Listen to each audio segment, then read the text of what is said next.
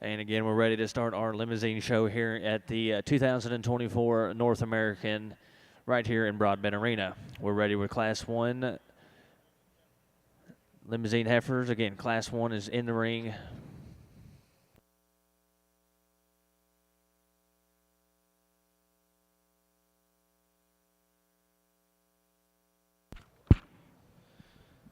Definitely a pleasure to be here with you guys this afternoon. Something I've been looking forward to ever since I got the call. Pumped up to sort through some limousine cattle and break them down for you guys. Class 1 obviously is a single entry. Young ladies brought us a very high quality April female here. Female is very good in her lines, has some leather up under her chin, but still really feminine about the shape to the top side of her neck. Hip and hind leg are ideal in terms of how she travels. Just a very high quality single entry. Congratulations to her on a very nice animal. And first place in class number 1 goes to entry number 2. CSNT 26M, exhibited by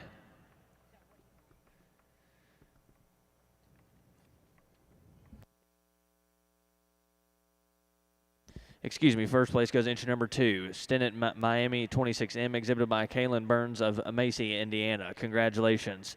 We're now ready for class number 2 of your limousine female show. Over here in our Red Angus ring, I want to start off by saying I appreciate the opportunity to come to the North American and sort the cattle on the green shavings.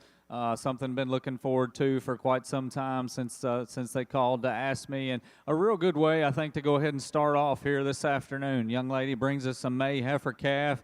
I think one that's spot on in terms of her maturity. I really like her when she sets her out into motion. She's long and fluid and athletic in her stride. She's got the right kind of rib shape, the right kind of look. I think this one will be fun for this young girl on down the road.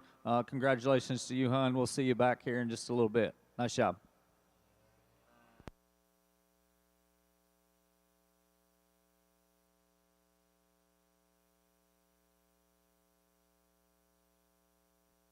And first place over in your Red Angus Junior show here in Broadbent Arena, it goes to entry number 2, Shady's Miss Ruby M65, exhibited by Lexi Goins of Crossville, Tennessee.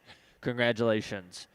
We're now ready for class number 2 over in your Red Angus female show. Again, we're ready for class 2 April heifer calves.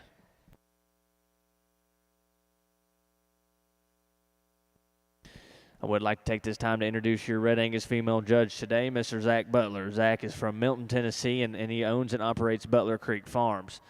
He runs and operates that farm with his wife, Autumn, and 2 girls, Henley and Emerly, and parents, Michael and Barbara.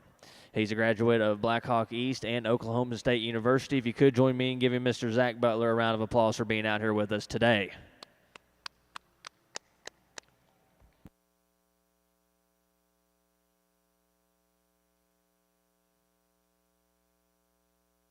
And I'd also like to take this time to introduce your judge over in the Limousin and Lim-Flex show for today, Mr. Will Core, originally from Salem, North Carolina. Will attended Blackhawk East Junior College, where he was a member of the 2013 National Champion Junior College Livestock Judging Team.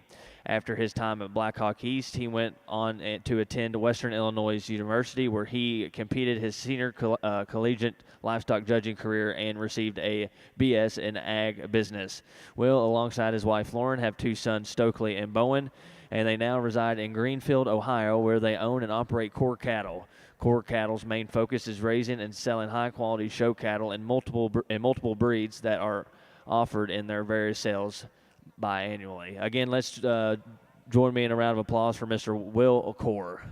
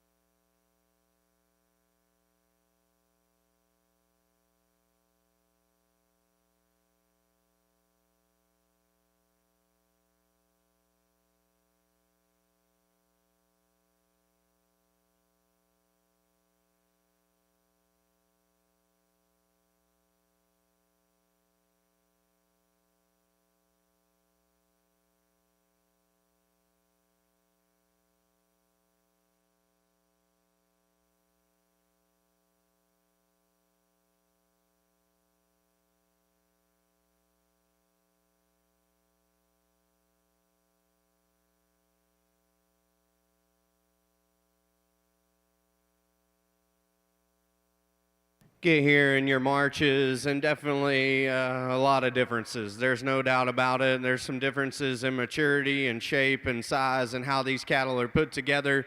I think it's extremely interesting to kind of dive in and just see where these cattle sit, especially at the ground in terms of their structure. I'm the first one to tell you, the one that's going to start off, I'd like to dial her back a little bit in her size, getting a little mature there about her head, and just overall a very dense and big animal. But at the same time, when we get past that and we start breaking down these cattle, that one in terms of her spine and how it's laid onto her skeleton, and then as you work your way to the ground, that thing's feet and how she hits the surface are by far and away the most comfortable within this particular drive. That female, I think she has a distinct advantage in terms of her front end structure, with that shoulder being laid further back there on her rib cage. Like I said, tone her down a bit there in terms of her size, but a very, very high quality individual there. The heifer that kind of puzzles me, that's very hard for me to just kind of find where I want to land, is the female in 2, because when the cattle are parked, that one is absolutely spot on for me personally. Awesome in terms of her silhouette, very smooth in her design, shoulder, forerib, body, everything fits. That female is very, very good in terms of her balance and proportions. The problem is when that young man turns around, switches hands, and asks that calf to lead, everything rotates forward. Her shoulder comes a shot more forward, her head goes down. I'd like to just maybe it's the fact of her, maybe this is her first outing, just a shot nervous out here. If we could kind of lay that shoulder back on her and maybe keep that presence when the cattle are in motion, I think she can start. For me, if you want to, buddy, with the red heifer, come around, because for me, the challenging decision within this particular class is here between 3 and 4. Bottom line, these cattle are on the exact opposite ends of the spectrum in terms of what they represent. Black heifer, big feet, big legs, stout, burly animal, and her presence and flexibility is very, very interesting. That animal, in terms of her neck attachment, how it comes out the top side of her shoulder, how laid back her knee is very, very intriguing for me personally. The problem is when we work from there, our middle spine comes up, our loin goes down, and then our pins kind of tuck up underneath us. If that calf will relax in her spine and just get out and travel and keep her spine a shot more balanced on the go, that female is very, very good. Why I say that pair is so interesting, I think that female's maybe just a shot rounder and punchier in her muscle, where this red one's extremely smooth, extremely balanced. That female is so good in terms of everything fitting together, especially down her top line. That female, for me, I'd like to see her just sit down a shot more comfortably there on the go in her rear skeleton. Then the white flanked heifer that's going to round us out, she got the most challenging for me there to put together in terms of her structure on both ends of her skeleton. Maybe a little tilty there, but if we can relax her, she still has the body and performance to go out and compete. Very nice class of marches there. Congratulations to them. Back over here in the Red Angus side of things, a pair of cattle here on the top end that I like a great deal. I think they're a pair that just offer a little more look, a little more presence about them out here in the ring. But within that pair, the young lady's heifer up here in the black that I'm going to start with just hits me as one that's just a little softer everywhere you look. She's a little softer, more comfortable there at the ground. She's a little softer and just deeper, and gives me an easier fleshing kind of a look there from the profile. Just patterns up really, really nice. Where I would like to change this one, I think the heifer in 2s rivals her and has those advantages in those areas, is I'd like to see her with a little more bone, maybe a little more punch when you get right in behind her, just in terms of true power and width and muscle shape. But when you get back off of her and study her, just in terms of her build, this is the one that I prefer out here today. I like the young lady's heifer here in 2, and as I said, I appreciate her bone work, I appreciate her foot size, appreciate her muscle shape, her width that she's got. She's a heifer that offers some look up through her front 1/3. Today, she's just not maybe getting out and just flexing quite as comfortably off either end of that skeleton as the one that we used to start with. I don't think it's a huge issue. Obviously, we still keep her in this second hole, but compared to the one that we go ahead and use, she needs to have just a little more flex and comfort there at the ground. The young man's heifer here in 3 is one that I don't mind. She's big-bodied, she's bold-sprung, she's broody, she covers her track when you get her out on the go. She doesn't maybe overwhelm you in terms of just style and balance and look out here in the ring, but she's good practical cattle. I think will make a tremendous bred heifer for that young man on down the road. The real dark red one coming out here in fourth has got some things that you like. She's real attractive. She's up-headed, neat through her chest floor. For me, though, she gets just a little round in her shoulder, a little too round out of her hip. Doesn't maybe flex and go quite as comfortably and easily as I'd like to see her, but I do like the look that she offers, that boldness and that shape that she's got through her center body. The young lady's heifer we're going to conclude the class with, another one, again, that doesn't have too many issues in regards to just getting out and reaching and traveling, but she's just a little too green, a little too skinny, a little more frail and refined compared to some of those other females, but a real nice class there in that Red Angus show. Congratulations. And first place in Class 2 over in your Red Angus female show goes to entry at number 8, Sandridge Larker exhibited by Addisonville of Forest, Mississippi. Second place goes to entry number 12, AMBE Missy M31, exhibited by Amelia Beatty of Crossville, Tennessee. Third place in that class goes to entry number 3, Dryde Whitney of 439M, exhibited by Andrew Zimmerman of Newark, Ohio. Fourth place in that class is number 13, exhibited by Ethan Swindle of Danville, Ohio. Fifth place is entry number 5, exhibited by Amber Morris of Martingo, Indiana. And please note, entry number 4 was a scratch.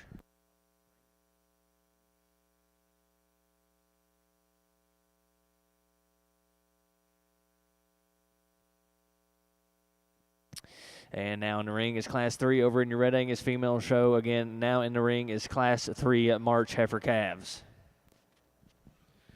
Get out here in these Januaries, and I think it's very intriguing to kind of study these top two, but I'm going to go ahead and be perfectly honest with you. The female that starts 100% my kind and kind of what I want to be at, what we kind of strive for there at home, and the one that I would want to feed on there to go ahead and make a big one, I guess, for me, and where we kind of focus things is more down the road. That female right there is spot on in terms of her build. I love that one's flexibility and how she gets out and goes. That one absolutely walks away with this class in terms of her build and how her feet and legs are designed. That one is not nearly as massive as the one here in 2, but as we project those cattle, study their structure, study how them cattle are put together, very, very comfortable with that one's build. The big, massive, burly ones in 2, and if you want to go this way and talk them that way, hey, you're perfectly right, and that's awesome. That one is so dense-bodied, big, big feet and legs, still so masculine just in terms of her center cage and all the way back through her hip in terms of the amount of mass that she has.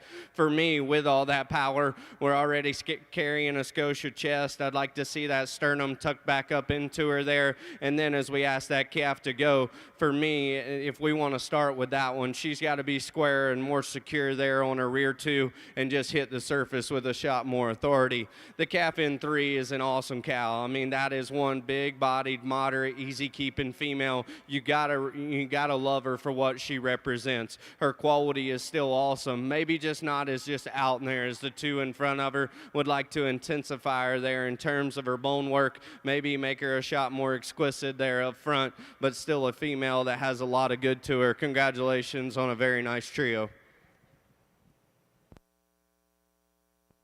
And catching you up over in your limousine show, placings in Class 2 are as followed. First place goes to entry number 4, LJRJ Miss Brittany Fox, exhibited by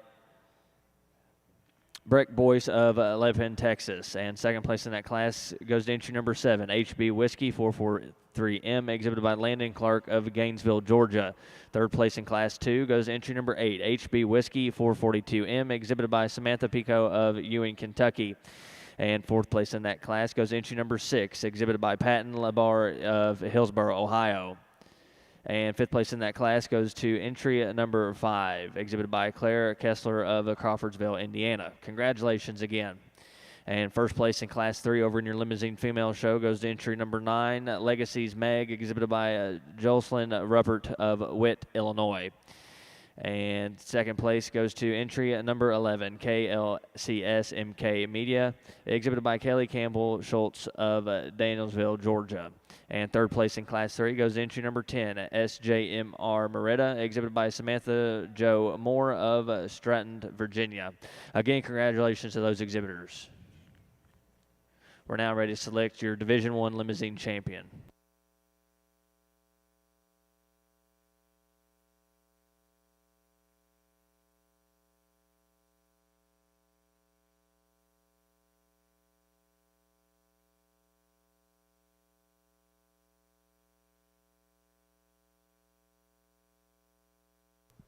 Get this division of calves back out here, and we kind of went through the classes there and broke them down fairly well, in my opinion, and just kind of told you where I sat in terms of their structure, their condition, and their size. And like I talked, there's definitely some differences out here, and that's perfectly fine. Quality comes in all shapes and sizes, and that's the most interesting part about this cattle deal to me. I think it's fairly straightforward out here in terms of which two need to kind of be our representatives out of this division. If you will, let's give them a round of applause, and I'll show you your grand and reserve.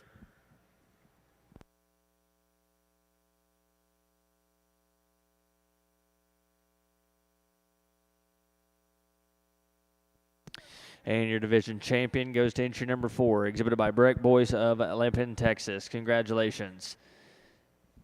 Another good class of Red Angus females over here in this March lineup. And the young lady's heifer, I think, that works her way to the top, does so rather handily. Again, I think you study these things from the ground up. She's by some margin the one that's just the most comfortable. She's the freest moving, the longest striding heifer that we've got out here. She balances up really good there from the profile, just in terms of her look and her body and her rib shape. She's a good hip female in terms of her length, in terms of her width that she's got to her pins. That one's pretty solid to go ahead and lead things off with. I like the look and the bone stoutness, again, of the young man's heifer here in 2. I think this one reads with some future on down the road as well. She's good looking. She's got some length of body and some length of spine. She just gets a little more rigid there at the ground the way she goes off those ankles and in those pasterns. Like to see her a little freer and looser there, and I think it gets a little closer there on that top pair. The young lady's heifer here in 3 is one that I do appreciate. She too is another long spine, good structured one. I like her off of her hind leg as she gets out and goes. Today she just gets a little more tubular in her rib shape. Her navel throws her off a little bit there underneath. I don't think she has quite just the spring of rib in terms of forerib and heart as those first 2 heifers that go out right in front of her, but still a quality female there to fall in the middle of the pack. Our young man's dark red heifer that's coming out here next. I like the boldness that this one's got. You get in behind these cattle. She's big-topped and stout-hipped. Another one that just doesn't maybe get out and reach and travel and flex as comfortable as I'd like to see her. And then our young man's heifer that we're going to conclude the class with, another one that's exceptional in terms of her length of body and her length of spine. I think she gets a little tighter there and wants to kind of roach up in her back ever so slightly. Just one that gets maybe a little too frail there at the ground as well for me out here today. But a real nice class of March females. Congratulations.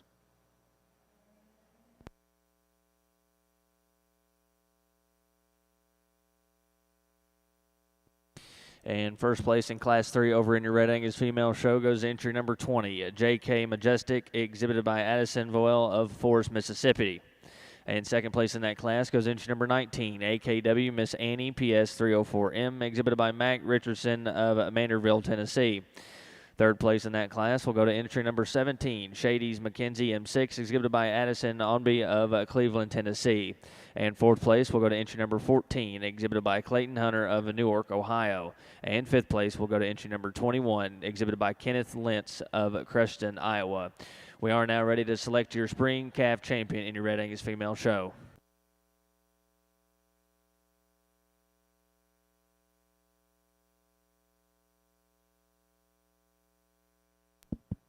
Real nice first division here in the Red Angus show with these 3 calves, these 3 class winners that we bring back out. I'll hit on them just briefly. The young ladies heifer out of that May class, just a single entry. Didn't have a lot to compare to there initially, obviously, but we bring her back out here, and I do like a lot of things about this female. I think she's as good as any at the ground. In terms of her angles, in terms of her flexibility. She paints the right kind of picture there from the side in terms of having some style and eye appeal. She's a good-bodied female that I think at this age has got enough width and enough power to go along with it. I think she's in contention out here today just from a structural standpoint. I like the heifer in 2 as well. I think at the stand, this one gives you a good look. She's fresh. She's feminine. She has the right kind of rib shape and boldness through the center part of her skeleton. I think you compare to heifers on either side of her, and she's good at the ground, but maybe not as good as they are. She gets a little more rigid there in her pasterns. Maybe when you're comparing her to those two heifers that stand in front of her and behind her, but still one that has a tremendous look. Just a lot to appreciate in her as well. And then we get back to that Class 3 winner. I like this one, Bone, her foot, her athleticism. She's practical and cowy and maternal in her build as well. She's going to be your division winner. We'll give them another look here for reserve, but let's give them a nice round of applause.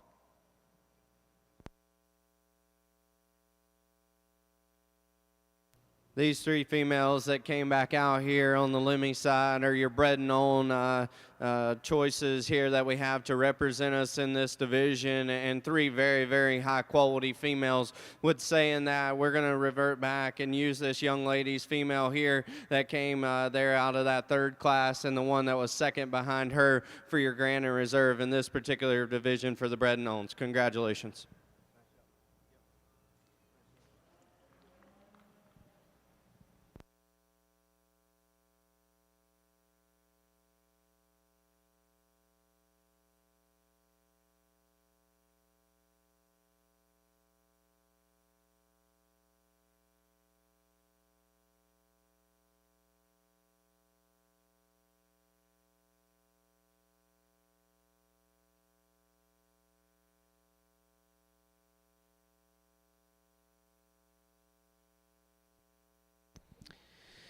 And your spring calf champion over in your Red Angus show goes to entry number 20, J.K. Majestic, exhibited by Addison Val of Forest, Mississippi.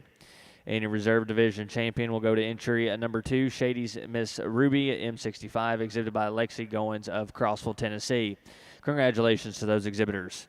We're now ready for Class 6 February heifer calves over in your Red Angus female show. Again, we're now ready for Class 6 February heifer calves.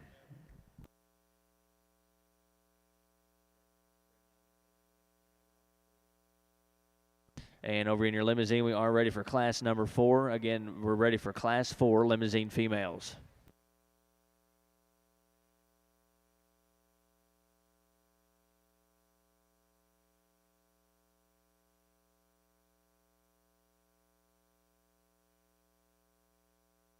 Two December heifers here on the Limmy side, and it don't take long to kind of gravitate and float towards this young lady's female that we're going to start with. So impeccable in terms of her feet and legs, especially her hip and her hind leg, how she reaches out and grabs ground and is so comfortable there in her spine. That allows her to be so arrogant and good looking, very, very attractive in terms of her build and how everything's assembled. If you want to get ultra critical, maybe you could lay her shoulder back there, a skosh on her rib cage, but still a very, very high quality female. Young man's calf here in 2, big, stout, powerful one that definitely has a shot more growth and performance. When we kind of go past that, she's still a big bodied, easy keeping kind of a cow, maybe one that gets a little frailer there at the ground. Maybe we'd like to just change the shape and size of her foot there and intensify her, and then maybe make her a shot more just attractive about her chest floor and how everything sits down low there,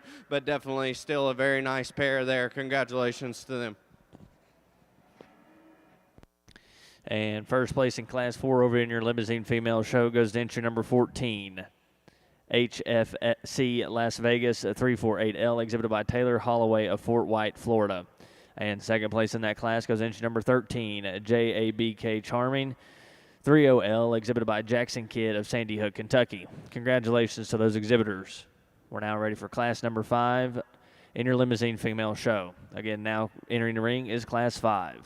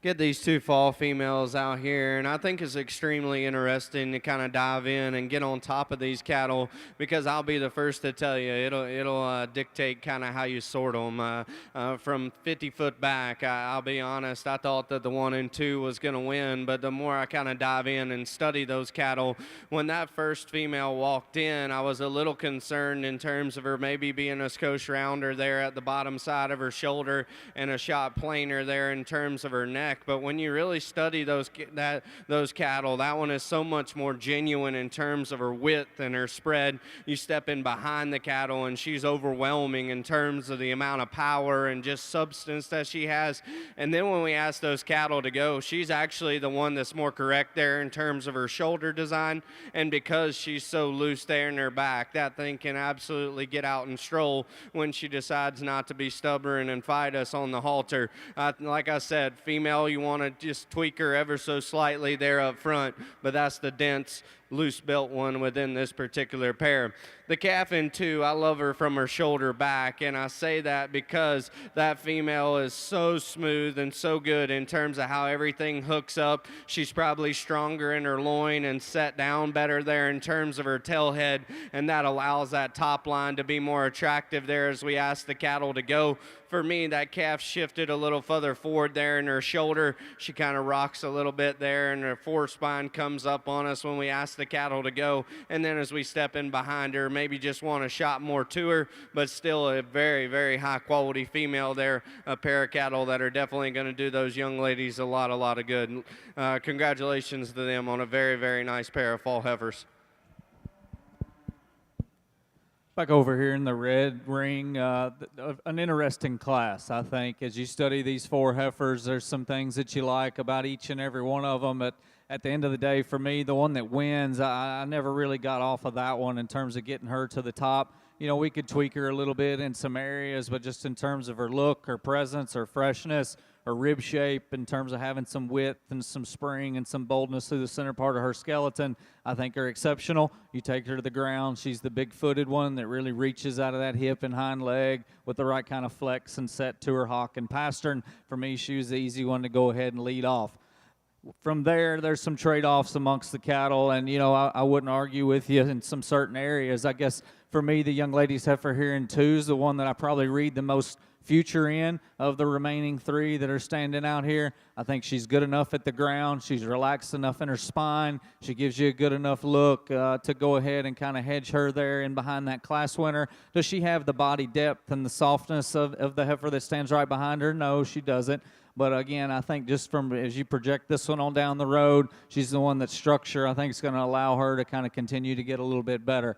The lighter red heifer here in 3 is really unique in terms of her body depth, her boldness that she's got through her center skeleton. She's going to be a real easy keeping, easy fleshing one. Those are all great things that you want to put back into the herd and keep as females to better off your cows on down the road. I think out here today, though, for me, she gets a little tight and rigid in her spine, just maybe a little more uncoordinated and outside of herself as she wants to go away from you when you ask her to lead, but still a quality female that you love in terms of her body design. The young lady's heifer here in 4, as long-sided and extended as any of them. I think out here today, though, she's the one that just reads a little harder. She's a little piecier. She wants to kind of break there in behind that shoulder. Not quite as much heart and forerib as some of those other cattle, but I do appreciate her overall length and extension there from end to end. Real nice, high-quality class there for all the way through. Congratulations to those exhibitors.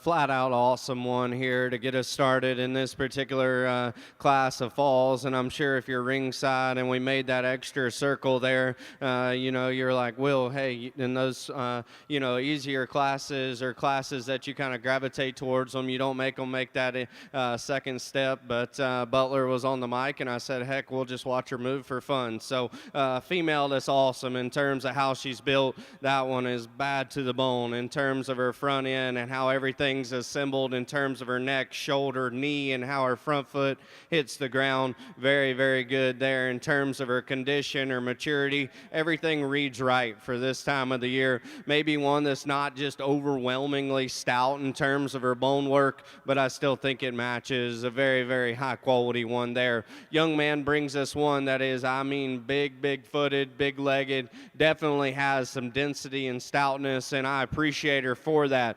You know, this female can definitely go on and raise bulls for this young man and definitely have some pieces that he's going to generate off of as we compare today. Maybe just not quite the bells and whistles in terms of how everything's hooked up in her chest, her shoulder, and her forerib, but still a very high quality female. Very, very nice one there to lead us off.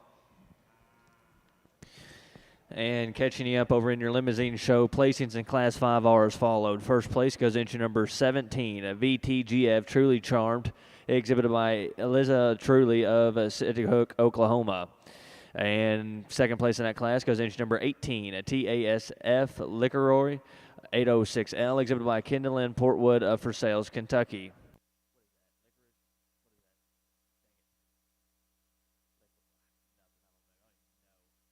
And placings in Class 6 are as followed. First place goes into number 20, TASF Lady Gaga, exhibited by Sadie Lee Portwood of For Sales, Kentucky. And second place in Class 6 goes into number 21, RCC Legacy 2310L, exhibited by Jackson Kidd of Sandy Hook, Kentucky. We're now ready to select your Division II Limousine Champion female.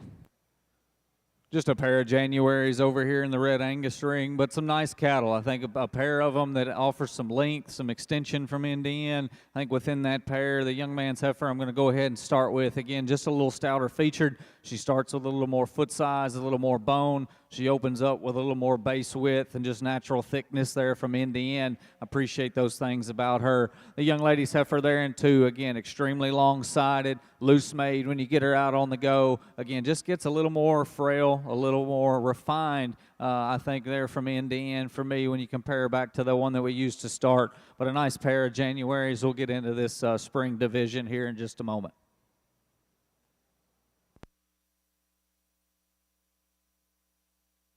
Get back out here for this fall division on the Limmy side, and a very, very high quality lineup here.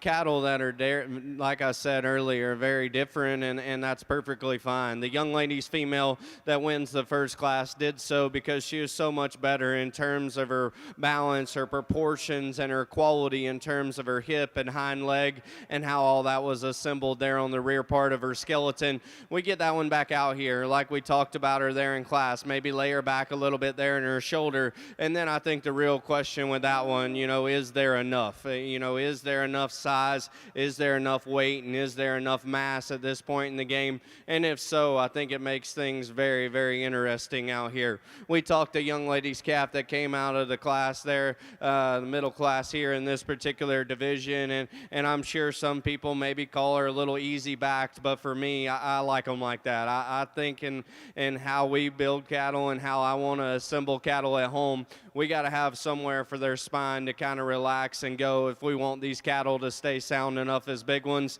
I think that female is exquisite there in terms of her build and her looseness and how she gets out and travels.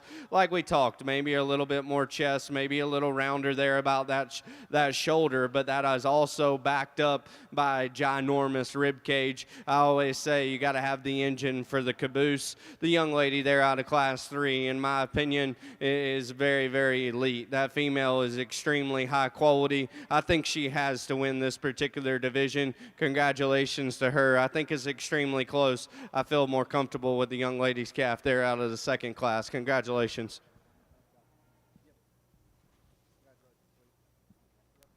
Back in our Red Angus side, as we get into this Division II winner of these spring heifer calves, a quality set, just two classes to sort off of, but I think we bring some cattle out here that are very useful. They're very maternal. They're very practical in their kind. As we get out here, though, the young lady's heifer out of that first class, I think, really sets herself apart just in terms of her look, her presence, her balance out here today. She's going to be our division winner. I'll study them just a brief moment again and get you a reserve, but let's give these exhibitors here a nice round of applause. And your division champion goes entry number 27, Sandridge Mia, 4505, exhibited by Addison Vole of Forest, Mississippi.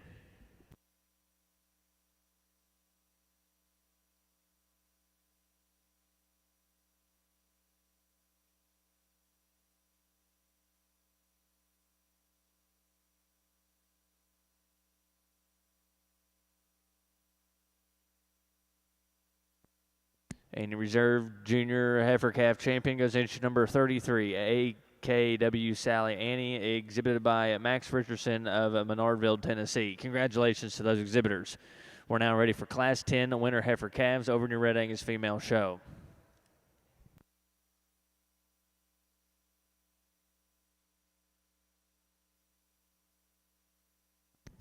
And over in your limousine show, your Division II champion goes to entry number 20, exhibited by Sadie Lee Portwood of Versailles, Kentucky. And your reserve champion goes to entry number 17, VTGF Truly Charmed, exhibited by Eliza Truell of Sandy, Oklahoma. We're now working on Class 6 of your limousine female show.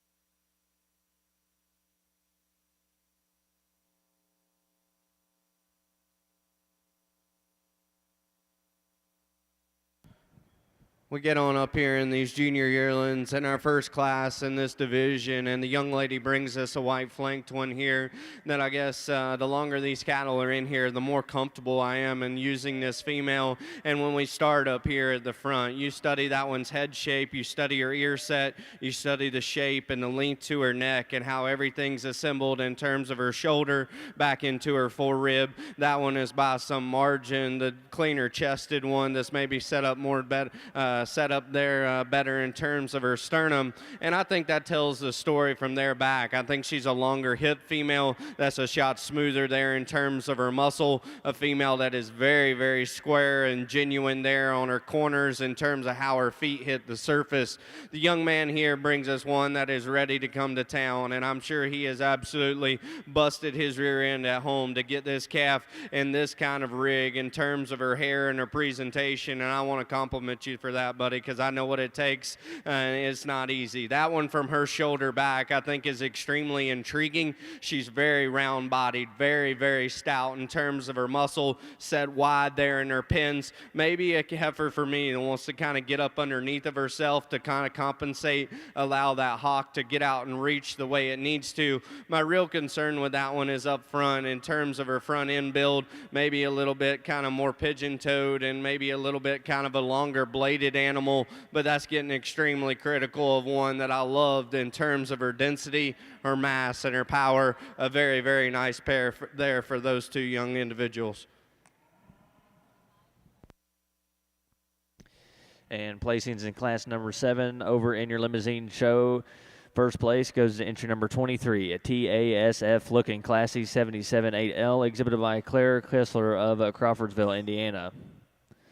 And second place in that class goes entry number 27, L. Laura, exhibited by Jackson Meeham of Plainfield, Iowa. And please note, entry number 25 was a scratch. We're now ready for class number 8 of your limousine female show.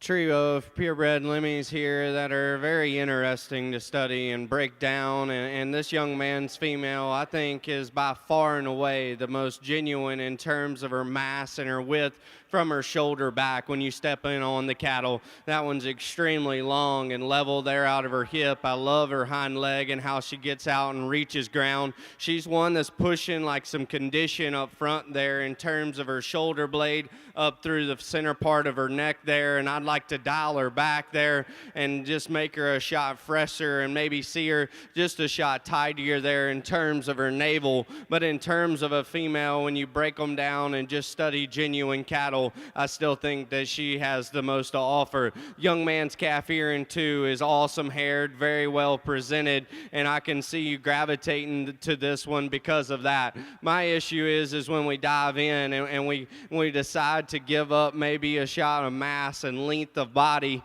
we dive in and then we see that this one's pushing some chest. She's a little wide there in terms of the way her shoulder blade is laid onto her skeleton, and that's because it's rock further forward there, and it's a notch harder for her to get out of her front skeleton. A female, like I said, in terms of her hair coat presentation and how she looks there from the side, very, very high quality. Young man's calf here in three, big, burly, stout one, as you can see, one that's going to make this young man one heck of a cow.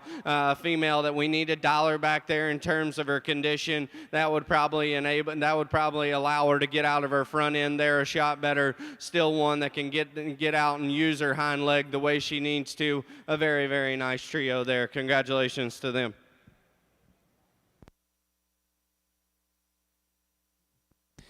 And first place in Class 8 over in your limousine show goes entry number 32, HB Whiskey 321L, exhibited by Zachary Buchanan of Waxahachie, Texas. And second place in that class goes entry number 31, Ratliff Lookout 340, exhibited by Trace M. Falkenstein of Ozigo, Kansas. And third place in that class goes entry number 29, Ratliff Lacey 321L, exhibited by Claire Kessler of Crawfordsville, Indiana. Congratulations. Now in the ring is Class 9.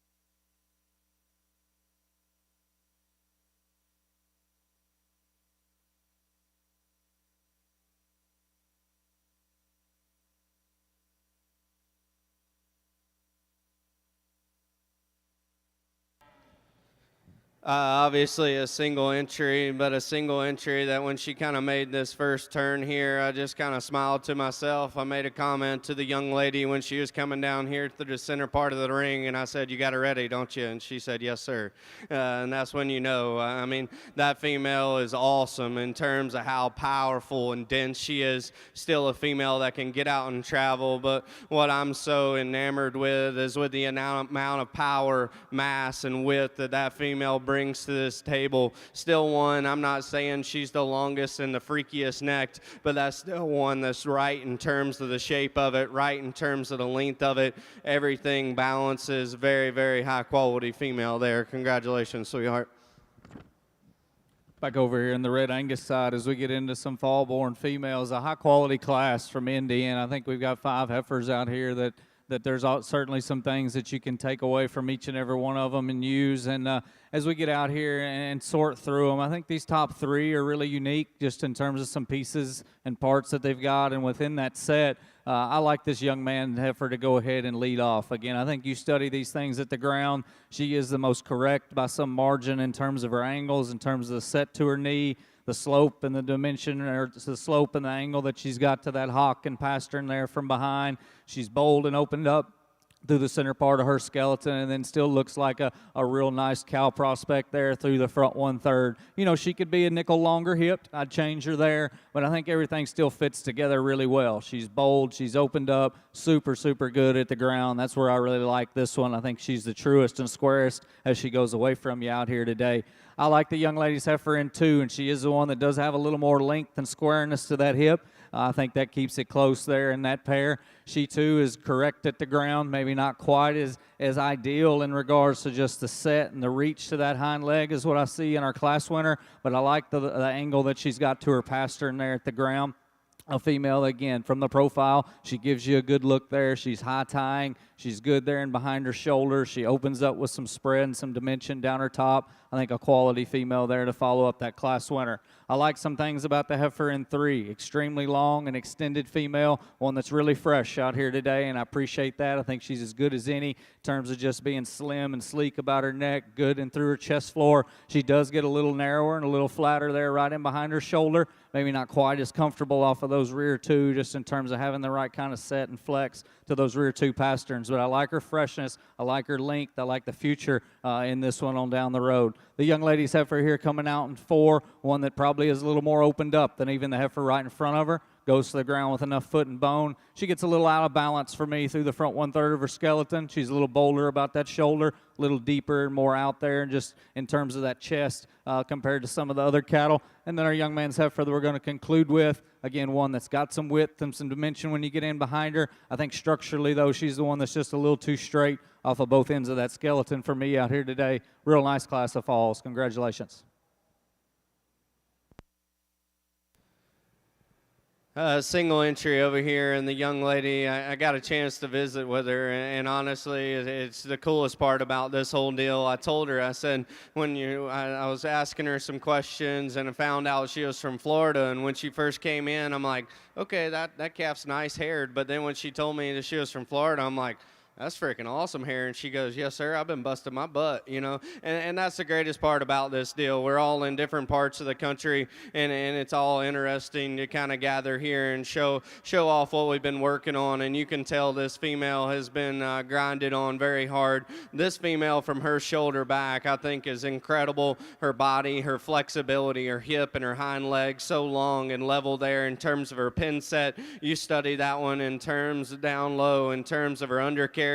Going to bring in a very nice udder there in terms of the size and shape and placement there underneath. But, you know, if we're going to criticize that one, maybe we want to just smooth her up there and lay that shoulder blade into her body cavity just a shot smoother. But an absolutely awesome female. Congratulations to you, sweetie, on a very, very nice entry. And catching you up over in your limousine show, first place in class number 9 goes to entry number 34, Ratliff Legacy 301L, exhibited by J.C. Parrish of Liberty, Texas.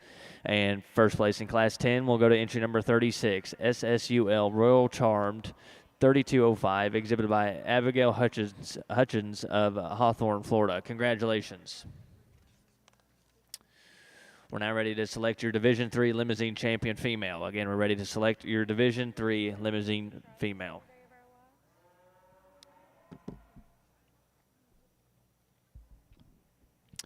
And placings in Class 10 over in your Red Angus female show are as followed. First place goes to entry number 35 at DBZ Asteroid, exhibited by Colin Zuckerwelt of Bloomfield, Indiana. And second place in that class will go to entry number 42, FCFR Roxy, exhibited by Lauren Walter of Estate of Illinois. And third place in that class will go to entry number 40, 3 Aces Lana, exhibited by Leah Sims of McEwen, Tennessee.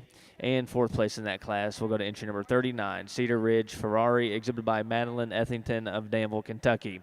And fifth place will go to entry number 38, exhibited by Max Richardson of Menardville, Tennessee. Congratulations. Now in the ring is Class 11 Senior Heifer Calves over in your Red Angus female show.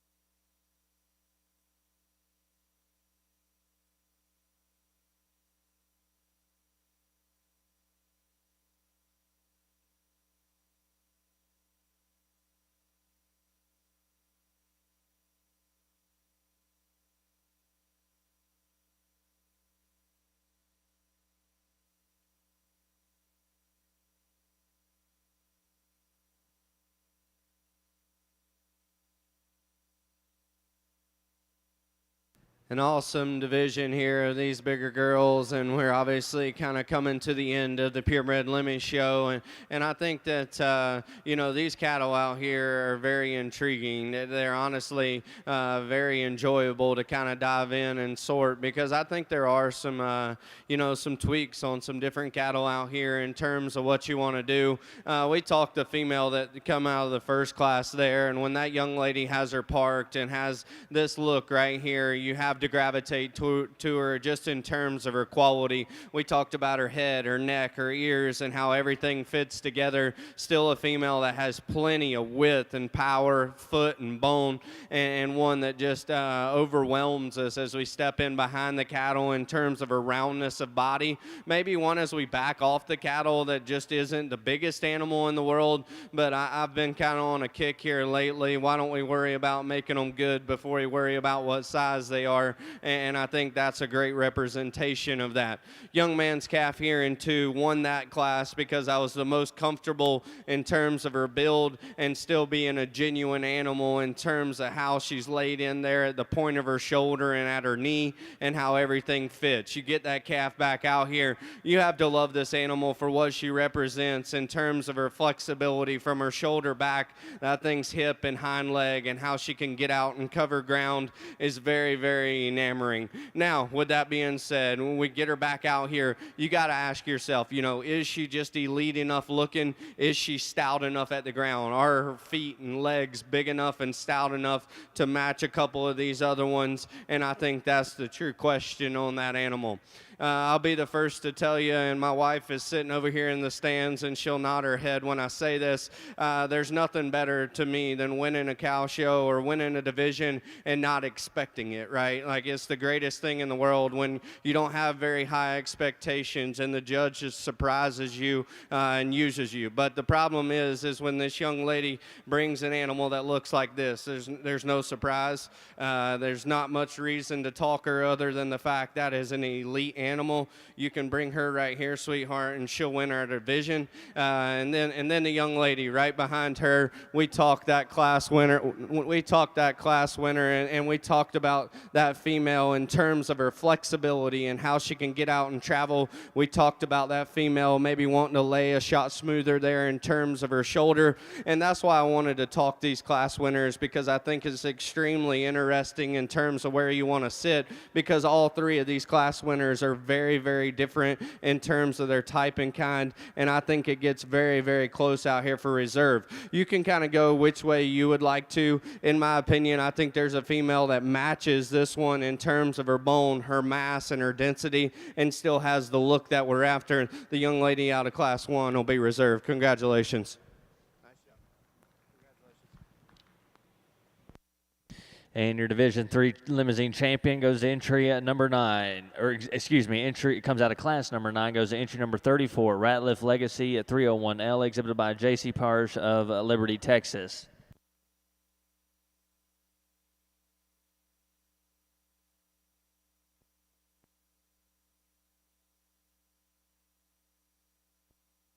And your reserve division champion goes to entry number 23, TASF Looking Classy 77-8L, exhibited by Claire Kessler of Crawfordsville, Indiana. Again, congratulations to those exhibitors.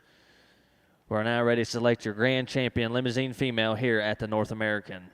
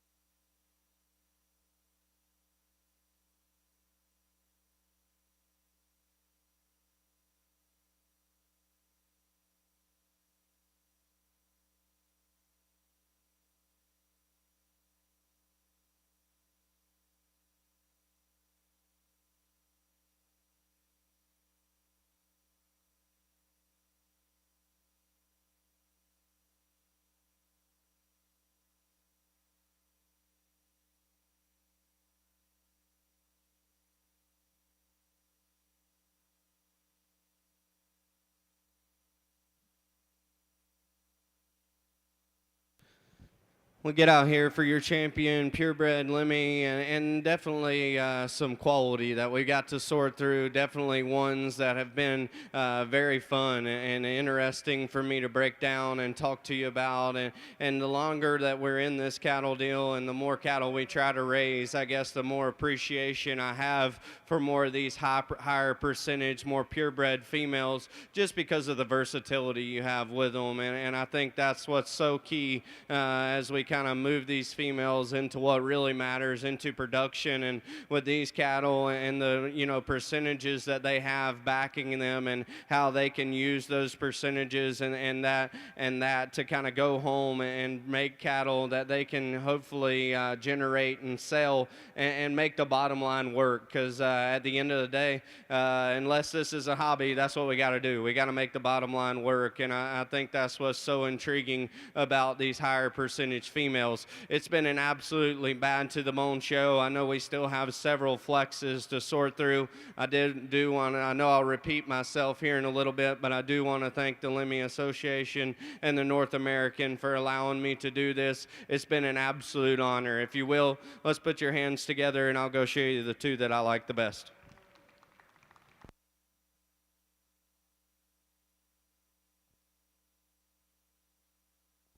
And your grand champion limousine female here at the 2024 North American goes entry number 34, Ratliff Legacy 301L, exhibited by J.C. Parrish of Liberty, Texas. Congratulations.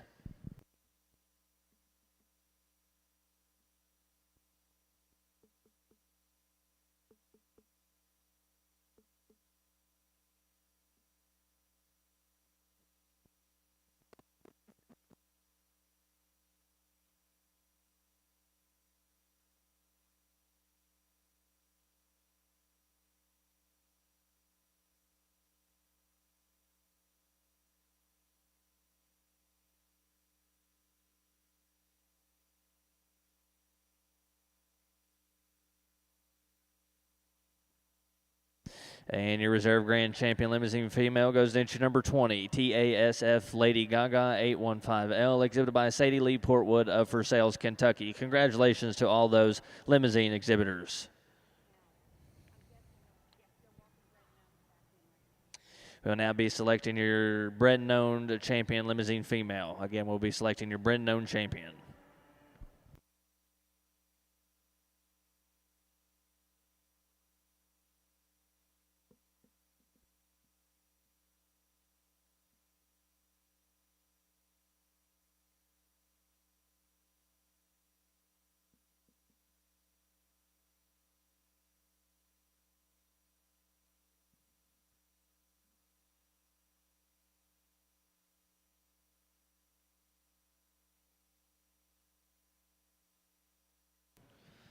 As we bring these four females out here to represent our Bred and Owned division, obviously this division, I guess for me personally, means a lot. Growing up, we had to kind of show what we raised, and I think it absolutely represents so much hard work and so much dedication to be able to breed and raise these cattle, and the way that these young people have, I think, is absolutely bad to the bone, and I think that it deserves great respect for them to bring these Bred and owned cattle here and to be recognized for it. When we bring these four individuals out here, I think there's two of them that I gravitate towards, and I did there in those divisions just because of their build. We're going to keep our two division winners together, starting with this young lady up front. She's going to be our grand champion, followed behind the young lady there for reserve. Congratulations.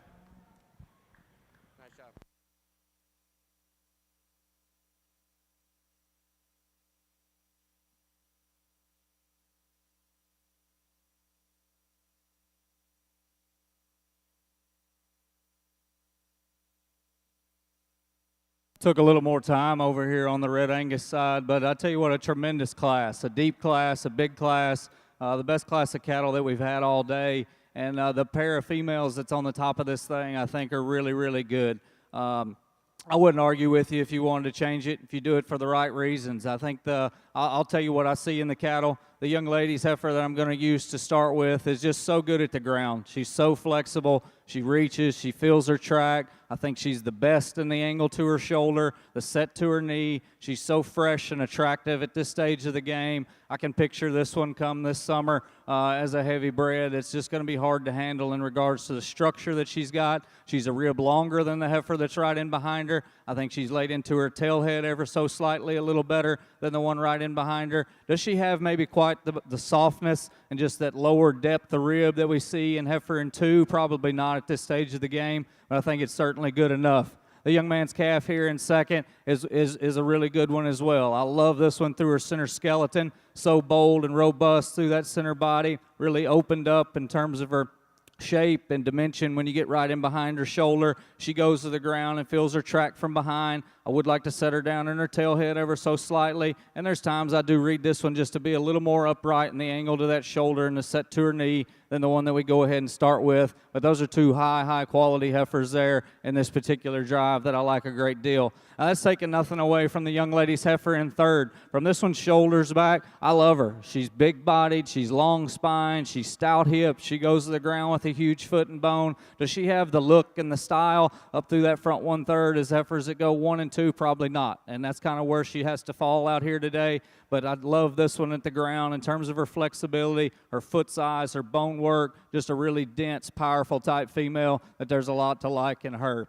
Young lady's calf coming next, I think offers a little more look, a little more attractiveness about her. She's maybe not quite as comfortable at the ground as as those top 3 heifers, just in regards to how flexible she is down through that hock and through her pastern. The young lady's heifer coming next in line. I like a lot of things about this female. I think she's sound, she's practical. There just needs to be a little more of her for me. I like to have them with just a little more power and a little more performance all the way through, but that one is built really nice. That's certainly some things to appreciate in her.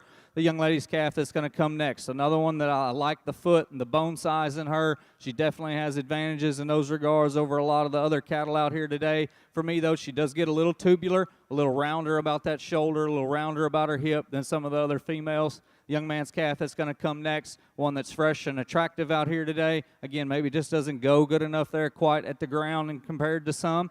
And then our young man's heifer we're going to conclude the class with, again, one that's got a nice attractive look through her front end, just not enough to her as well out here today compared to the rest. But awesome set there on the top end. Congratulations to them.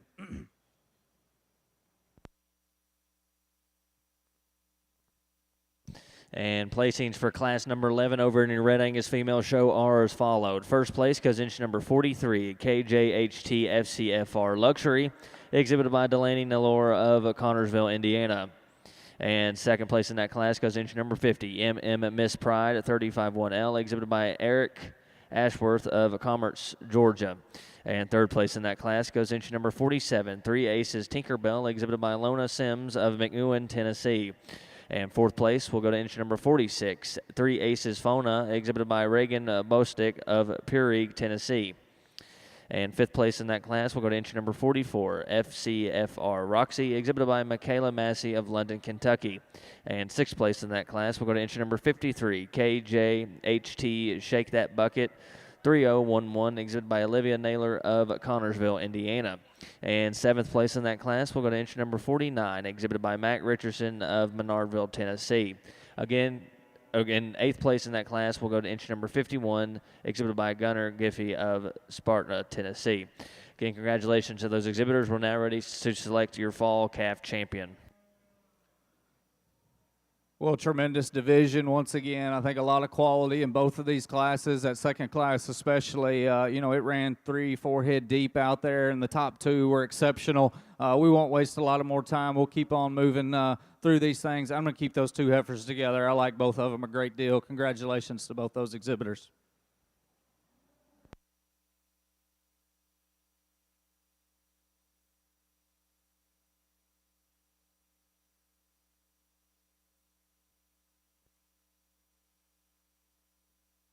And your champion division will go to entry number 43, KJHT FCFR Luxury, 3021, exhibited by Delaney Naylor of Connorsville, Indiana. And your reserve division will go to entry number 50, Miss Pride, 351L, exhibited by Eric Ashworth of Commerce, Georgia. Congratulations.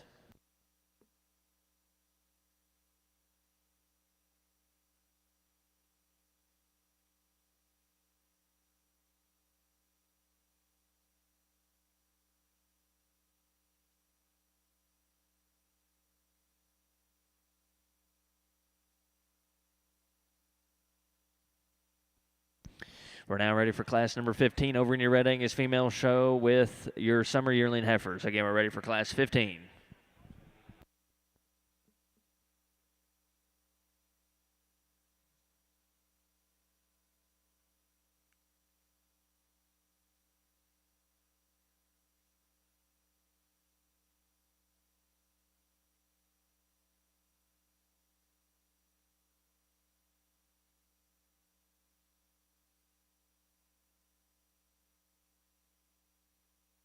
Just a single entry here in this summer class, but a lot to like in her as well. Big feet, big legs, gets out and moves really, really good. A lot of body and power in this female. Certainly a lot of things to appreciate. We'll see her again here in just a few moments, but congratulations, young man, on this class winner.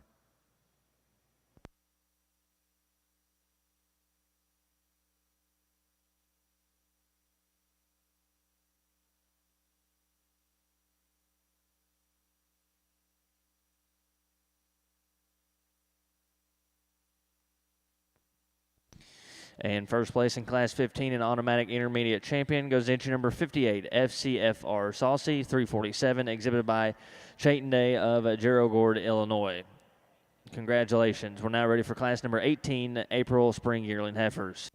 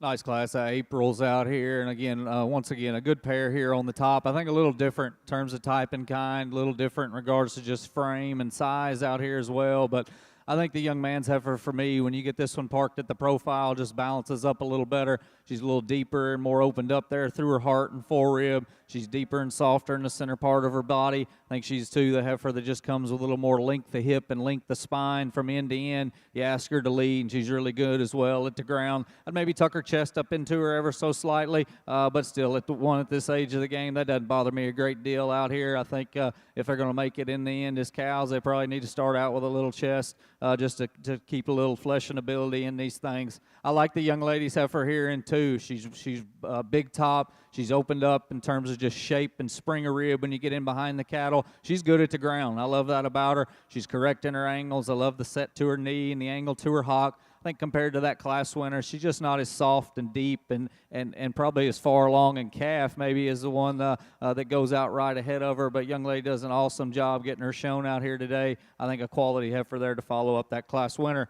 The young lady's heifer here in 3, one that gives you a striking look. She's high tying. She's good in regards to just her freshness out here today. She, too, needs a little more body, a little more rib, a little more punch, I think, to compete with those heifers that go right in front of her. And then our heifer that we're going to conclude the class with, again, one that's angular. She's attractive and feminine, just gets a little too frail, a little too flat compared to the cattle right above her out here today. But a good class of Aprils. Congratulations to them.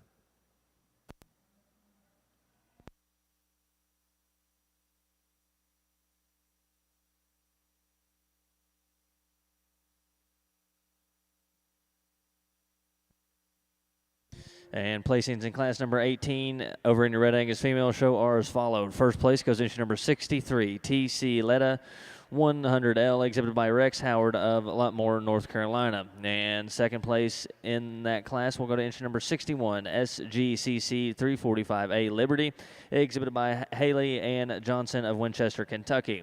And third place in that class will go to entry number 60, FHSU Daydreamer, exhibited by Helen Orr of Davenport, Oklahoma.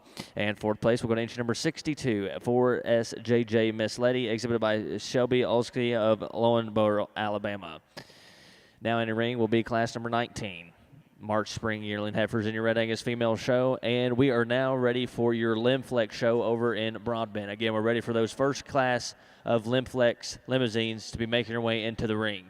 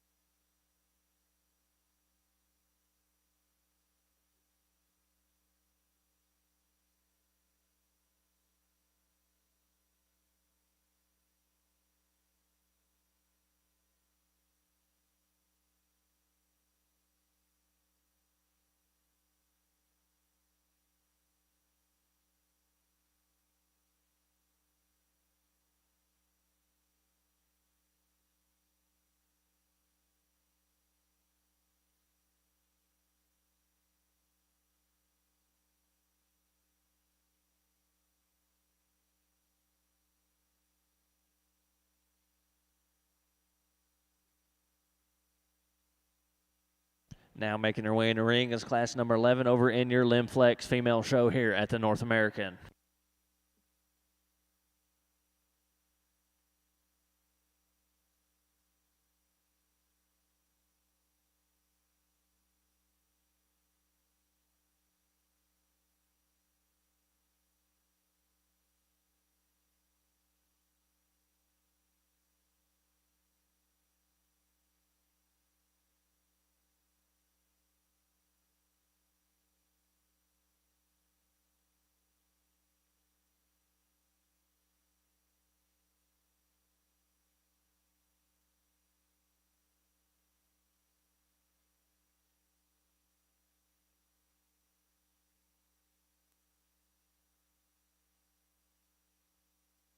trio here in the Red Angus ring, and a good one to go ahead and lead off again, just in terms of her structure, her balance, her kind, is what I gravitate towards. She's not the biggest, not the stoutest, not the most powerful, but I think at the ground she's the most comfortable. She's good in her line. She's correct in the way her shoulders laid onto her skeleton. She's got enough body and got enough rib. To me, I think she wins this particular class. Big, stout, powerful one coming out here in second. I like those things about her. She's got some foot. She's got some bone. She gets a little piecier for me, a little more opened up about her shoulder. Nothing maybe quite tie in as smooth and neat right in behind that shoulder as our class winner. I'd like to see her just maybe reach and flex a little better out of her hip and hock than the one that we used to start. But I appreciate her extension, appreciate her stoutness and her substance that she offers in this particular drive. The young man's dark red heifer that's coming out here next, one that's got some top, got some width to her pins, got some width down low. Appreciate all those things. She does get a little more open about that shoulder, a little coarser and rounder. She too just doesn't maybe get out and reach and flex as comfortable as I'd like to see her, but a nice trio. Congratulations to all three of those exhibitors.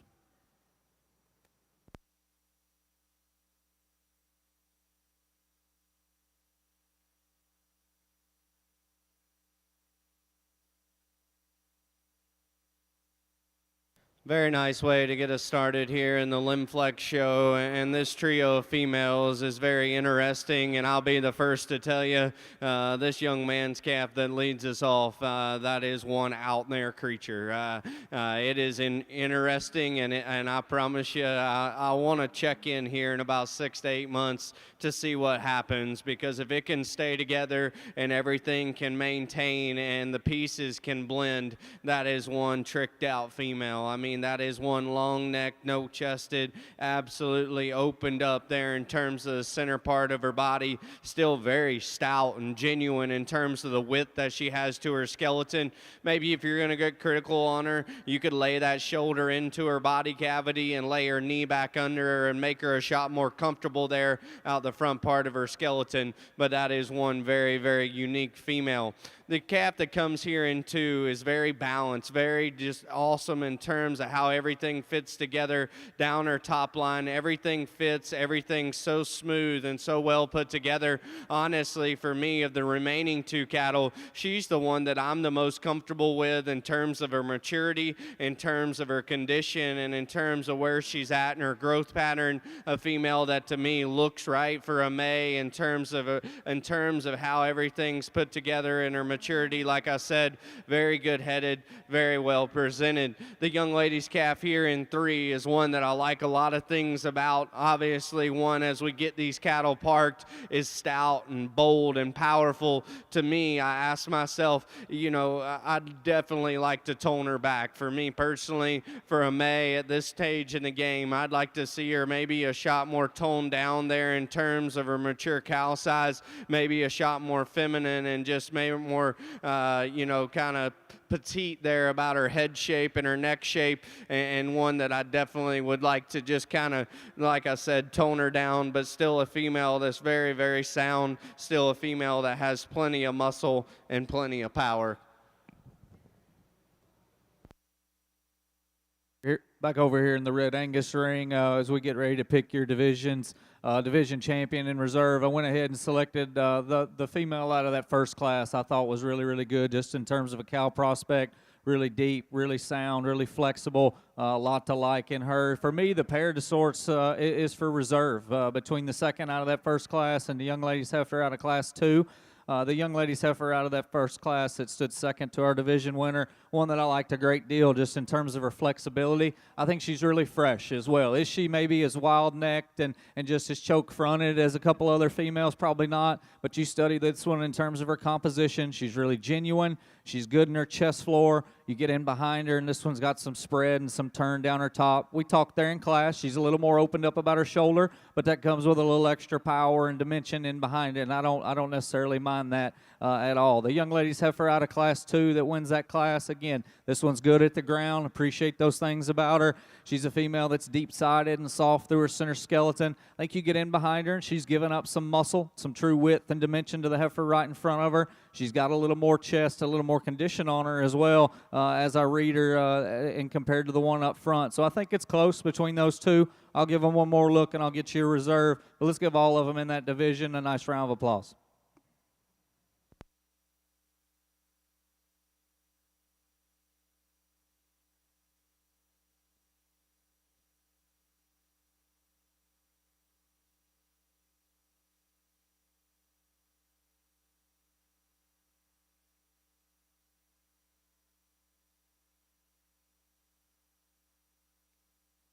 We get here in our second class and a pair of Aprils here, and there's definitely some trade-offs, but in my opinion, in terms of cattle, in terms of their build, in terms of their feet and legs and how everything's assembled, the young lady's female is the option that I want to go with, a female that is so good on the top part of her skeleton in terms of her spine and how everything's pieced together. I'll be the first to tell you, maybe she's a shot more tubular there in her body. We would like to see her a little further along there in terms of her rib cage, but that's a female that I have great confidence in as we project these cattle out just in terms of her build. The young man's calf here, the white flanked female, is the stout, powerful one. He brought us a purebred female that was kind of the same way here earlier, rugged, designed in terms of her feet and legs and how big and powerful she is at the ground.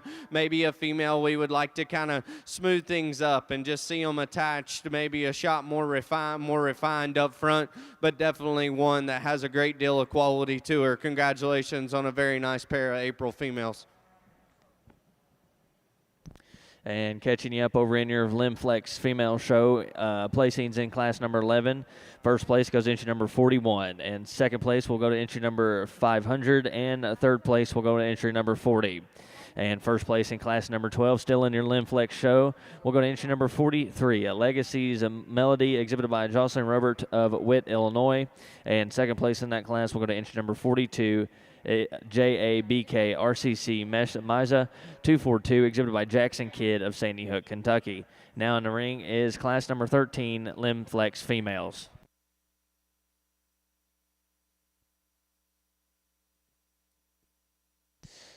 And placings in class number 19 are as followed. First, over in your Red Angus show, first place goes to entry number 67, second place goes to entry number 64, and third place goes to entry number 68. And your senior intermediate champion will go to entry number 63, TC Letta 100L, exhibited by Rex Howard of Latmore, North Carolina. And your reserve intermediate champion will go to entry number 61, SGCC 345A Liberty, exhibited by Haley Ann Johnson of Winchester, Kentucky. Congratulations.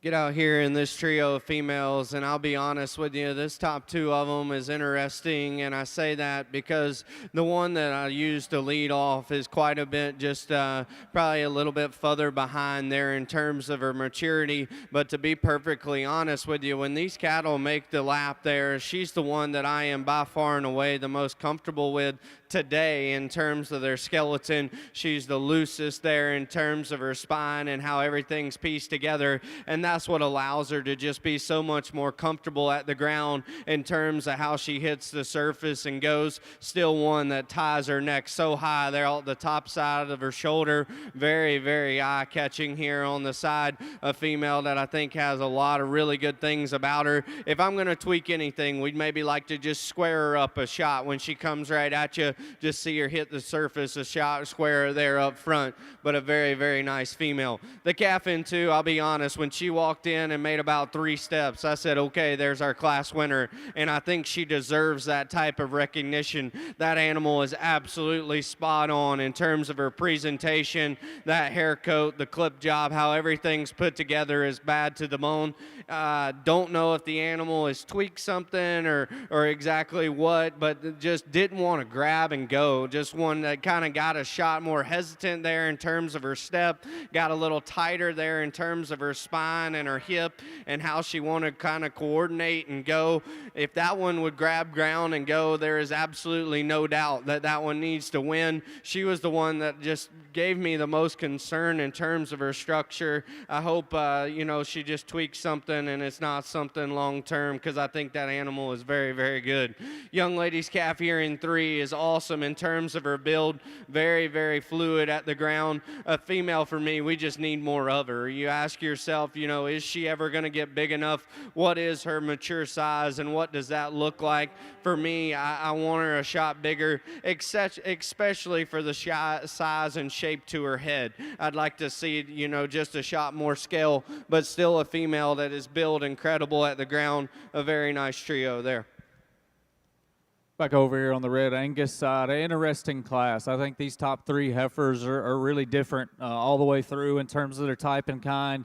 At the end of the day, the young lady's heifer that I'm going to use to start, I think is the combination female. She's the one that's moderate, she's big-bodied, she's bold-sprung, she's good enough at the ground and correct enough in her angles. I think in this trio, she's probably as ideal in regards to her composition for me out here compared to her contemporaries as any of them. I think when you get in behind these cattle, she's really impressive in terms of the width and the boldness and the spread that she's got through her upper skeleton. Then you get off the side of her, and she's still soft enough in her maternal look. She's real high tying and attractive as well to go along with that. Is she the biggest frame, the longest bodied one? No, probably not. But again, I think she just checks the most boxes for me out here today in terms of just her overall balance. The big heifer that's coming out here next in line, I love this one in terms of her length of side and her extension. If she could just maybe get out and travel and reach a little more comfortably than the heifer right in front of her, I think it gets a little closer. I love the power, the dimension this female's got. I like her in behind her shoulder better than the heifer that stands right behind her. And I read her to have some advantages in regards to composition in regards to the female that stands in third. I do like the heifer in 3. It's a shame we have to put this one here. I think at the ground she's as good as any. She really gets out and feels that track. She's high tying about her neck. To me, she's pushing a little bit too much full chest there up front, and she's just not good enough in behind her shoulder and down through her heart for me out here today. She is a big-bodied female, but as we get in behind them, I think of these initial 3, she's the one that's probably the flattest through her upper skeleton. The young lady's heifer that's going to conclude the class, long-bodied, extended, fresh one, but still just needs more punch, more power, more body to get up any higher for me out here today. Interesting class, nice top 3. And placings in class number 22 over in your Red Angus female show are as followed. First place goes to entry number 80, 111KF, Gamer's Grace, exhibited by Reagan A. Dunn of Crotcherton, Pennsylvania. And second place in that class goes to entry number 73, Kip Miss Baby's Breath, exhibited by Veronica Lentz of Creston, Iowa. Third place in that class will go to entry number 78, BJF Rosie Sita, 3021L, exhibited by Brooke Polson of Darwin, Minnesota. And fourth place in that class will go to entry number 87, Rush Lady Parabox, exhibited by Amber Morse of Marengo, Indiana.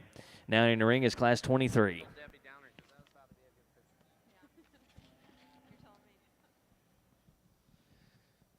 Awesome trio of females here, and the young man's that lead off. I think that female is so good, and just in terms of her flexibility, we keep talking about how these cattle are built, and that one just excels in terms of her shoulder, her knee, and her feet. You study that one and how genuine and square she is as she hits the surface is absolutely spot on. And then as we work our way up from there, that is one round, robust, ribbed animal that is just burly in terms of her shape, but still a female that's so ladylike in terms of her look. Very high quality one there. The female in 2 is the unique one. I mean, that is one long, high tie-in, cool looking animal that has ginormous feet and legs up underneath her. Awesome in terms of her presentation. Young man does a very nice job of getting her parked and put together here.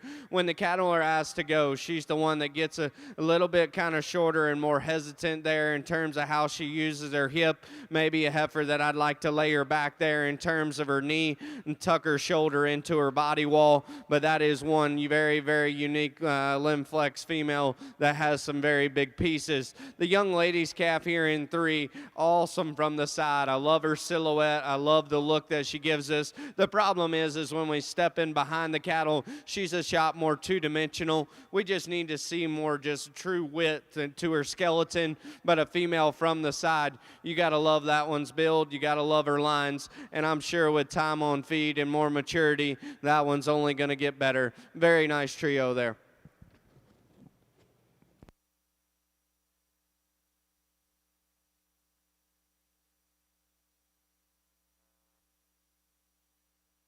Another good pair, Red Angus females over here. We're going to keep them like they came to the ring. The young lady's heifer is going to go ahead and lead things off. Again, I think at the ground, this one's just the most ideal in regards to her angles for me. She's set back a little better there at the point of her shoulder, and the set that she's got to her knee, I think, has an advantage over the heifer there in 2. She's a female that's fresh, she's attractive, she's good in her foot size and in her bone work.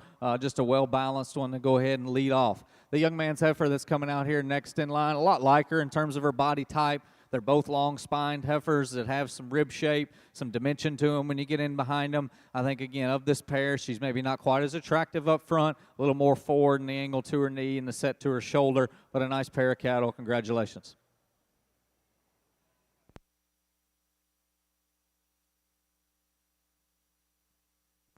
And first place in class number 23 over in the Red Angus female show goes to entry number 85, Dutch TC Miss Eagle, exhibited by Addison Vall of Forest, Mississippi.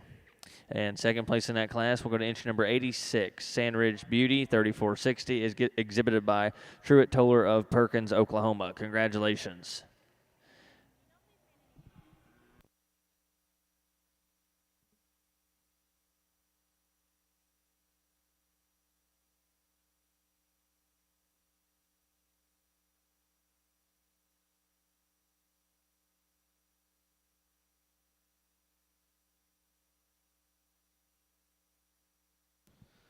This pair of Januaries, and I don't think there's any hiding it that the young lady up here in the gray sweater needs to start us.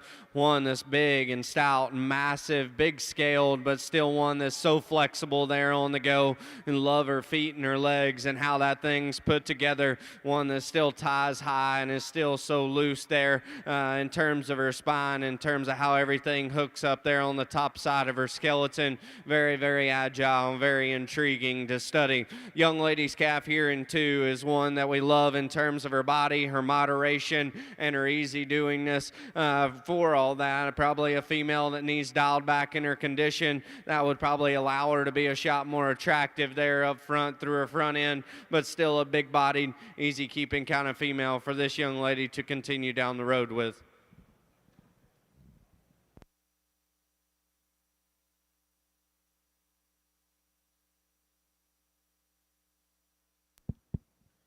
Like over here on the Red Angus side, we get another division out here to pick you a champion in reserve out of just 2 classes here. I'll hit on them briefly. The young lady's heifer out of the first class, like we talked earlier, just really well balanced. I think this female's attractive. She's good at the ground. She's extremely bold and opened up when you study her through her center skeleton. You get in behind her and you like the spread and the dimension she's got down her top. She's maybe got just a nickel more shoulder than the heifer right in behind her, but she's also got a little more punch and power, I think, just in terms of muscle shape and true natural thickness there from end to end.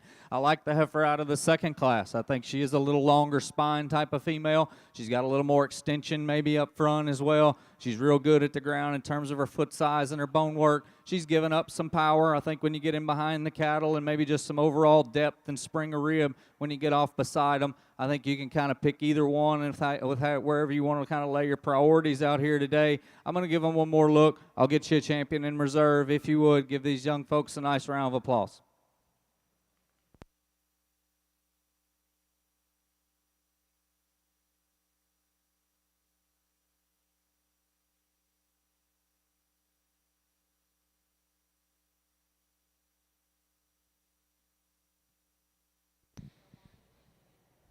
And over in your Lim-Flex show, placings for Class 14 are as followed. First place goes entry number 48, and second place goes entry number 49.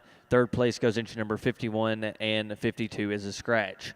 And first place in Class 15 goes entry number 54, and second place goes entry number 55.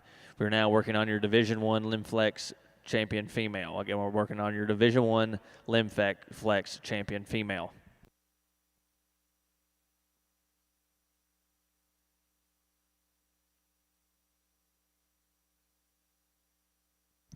And over in your Red Angus side, your division champion will go to entry number 80, a 111KF Gamer's Grace, exhibited by Reagan A. Dunn of Carleton, Pennsylvania. And your reserve division goes to entry number 85, Dutch TC Miss Eagle 308L, exhibited by Addison Vole of Forest, Mississippi. Congratulations. We're now ready for class number 26, Winter Yearling Heifers, over in your Red Angus female show.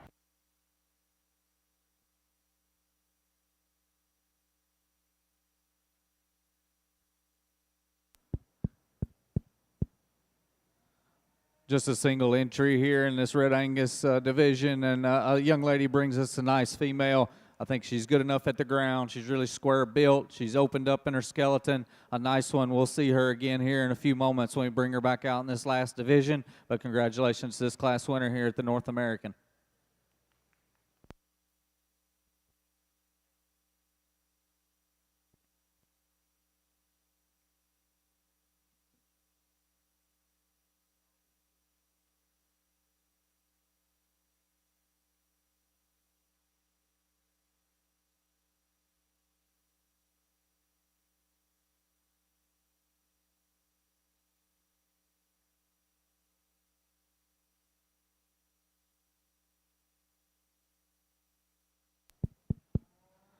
Another single entry here in what I believe is probably our last class of the day.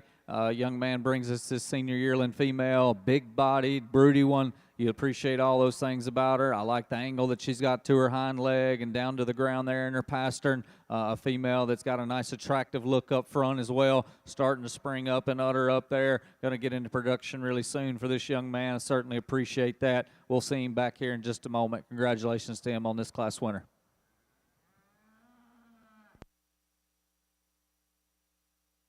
Absolutely incredible calf division here to get us started in the Lim-Flex show, and obviously when we get this particular division back out here and get these class winners and respective seconds, you can just tell if you're ringside watching just the quality that these exhibitors have brought, and it's honestly very enjoyable to sort through.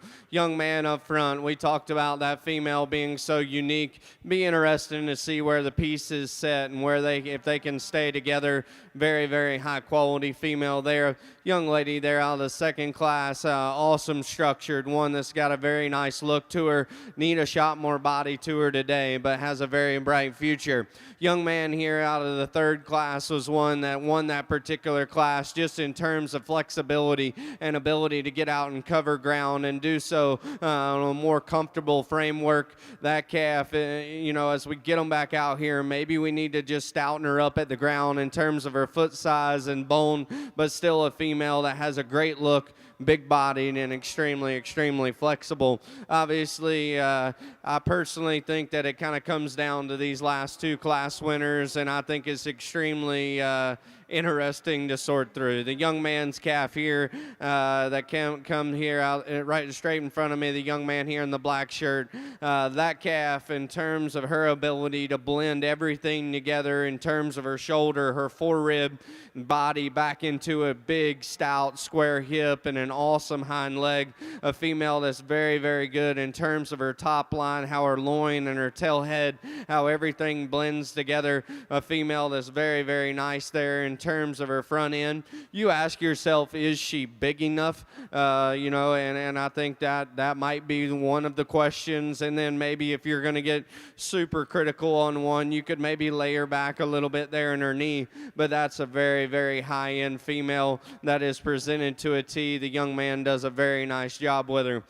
The young lady's calf here out of the last class is the one that kind of just makes my head spin, to be dead honest with you, and I say that in a good way. That female to me reads so intriguing just in terms of her bone and her footwork, and I'll be the first to tell you, I know she's a little soft right there behind her blade. I know she gives a little right there, but if you know me or talk cattle with me, I like that, and I think that's what allows cattle to stay sound as we work into big breds. I realize that we don't want them broken backed, but at the same time, I'm willing to give up a shot of forerib just so them cattle just stay that much looser there in terms of their spine. I think that enables them to just get out and travel, and quite honestly, this calf's best look is on the go. When this calf's moving, it's incredible to watch, to have that big of feet and legs and to be that good in terms of her motion, one that's so big and just robust there in terms of her center body, but still when she wants to and when she's cooperating can give you a very nice look. So I think it's extremely hard between these two, and I think it's a lot.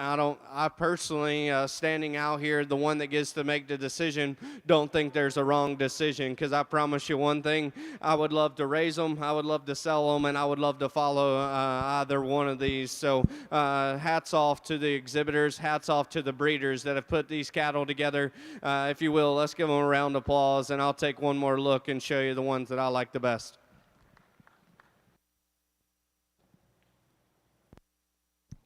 And over in your Red Angus female show, your senior champion goes entry number 87, exhibited by Olivia Naylor of Connersville, Indiana. And your reserve senior champion female goes entry number 88, exhibited by Truett Taller of Perkins, Oklahoma. We will now be ready to select your grand champion female over in your Red Angus female show. Again, we're ready to select your grand champion Red Angus female here at the North American.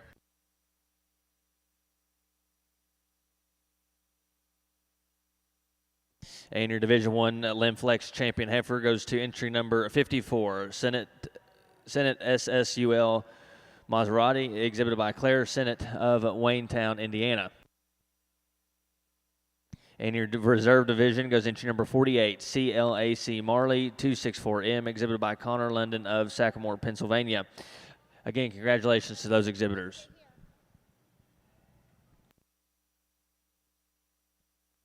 Again, over in your Red Angus side, I'd like to take this time to reintroduce your judge for today, Mr. Zach Butler from Milton, Tennessee. Zach owns and operates Butler Creek Farms with his wife, Autumn, and two girls, Henley and Emery, and parents, Michael and Barb. He's a graduate of Blackhawk East and Oklahoma State and has judged numerous shows all across the country. If you could join me in giving Mr. Zach Butler one big round of applause for being out here and evaluating your Red Angus show.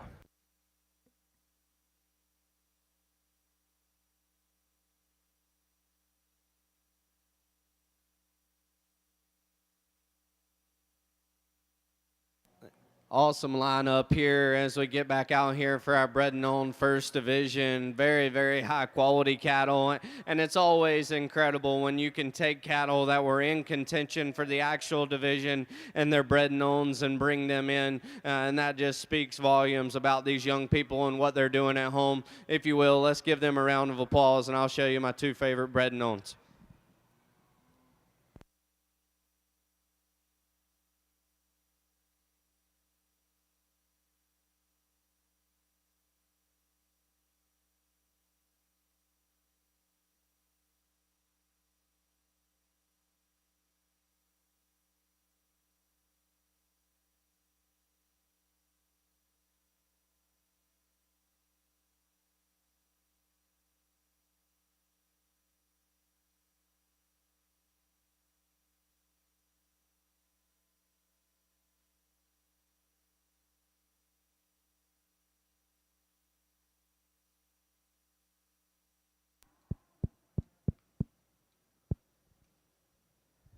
Well, over here in the Red Angus side, as we get ready to pick your champion in reserve, let's give these young folks a big round of applause. Bringing out an awesome set of cattle here on the Green Shavens at the North American, and I think anytime you can make the trip to Louisville, Kentucky, and exhibit, your job has been well done. And my hat's off to each and every one of you, the breeders, the guys that help get them ready. Hats off to you as well. It takes an army nowadays to get these things presented, and from day one, trying to get them sold, following them around, and breeding them and getting them on the ground. It's truly an effort, a team effort. As I say that, my team's back in the barn trying to get cattle ready here to show in just a few minutes without me.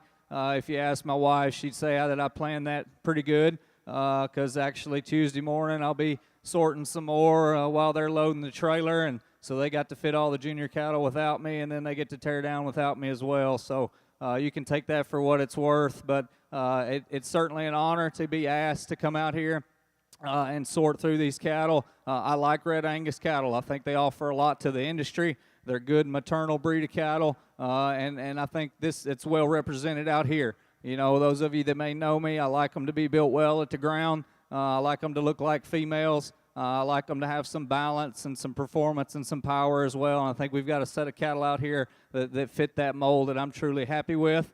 Again, I want to thank my family back in the barn. My dad is actually on his way up. He hadn't been to the North American in quite some time, but he's going to come up, hang out, watch the show. We've got a couple people at home taking care of things. It's been fun sharing the mic with Will here next to me. I think truly a talented young man that's going to sort a lot of cattle shows in the future and has already. But again, thank you again to the Red Angus Association and North American. I'm not going to talk the cattle. There's a pair of them out here that hit me really hard early on, and I'm going to ride them to the end. So if you would, give them a big round of applause, and I'll show you the ones that I like best.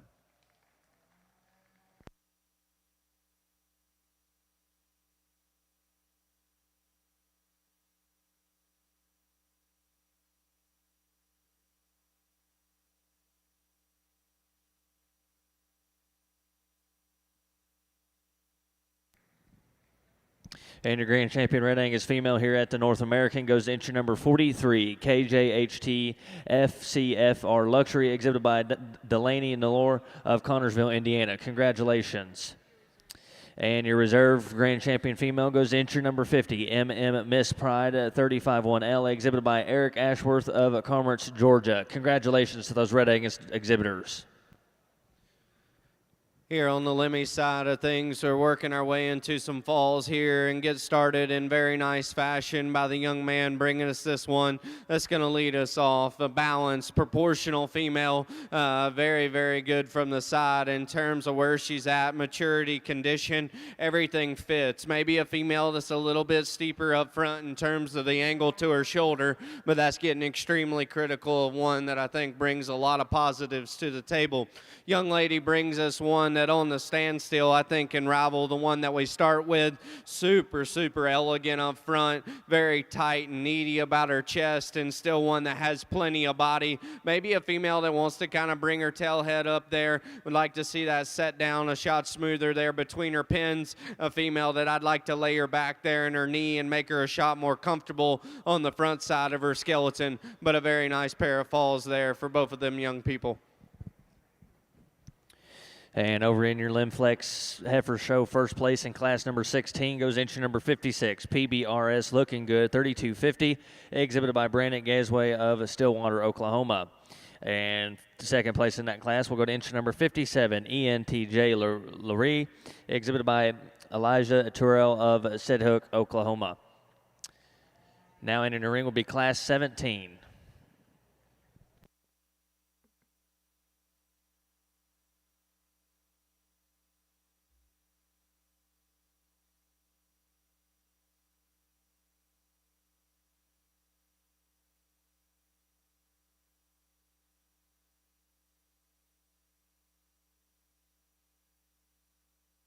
single entry November here that the young lady's done an exceptional job with. One that's very nice from the side. Everything in terms of her body, her flank, and her forerib, everything kind of fits together. A female that's very long and level there out of her hip. Maybe one we'd like to see just a shot more punch to as we step in behind them. Maybe just give her a shot more true dimension, but that's extremely critical of a very, very high-end single entry one. Young lady's brought us a very, very nice female there. Congratulations to her.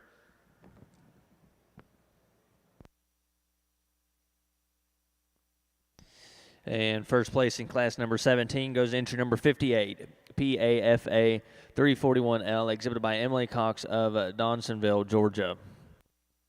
Now in the ring is class 18 over in your Lim-Flex female show.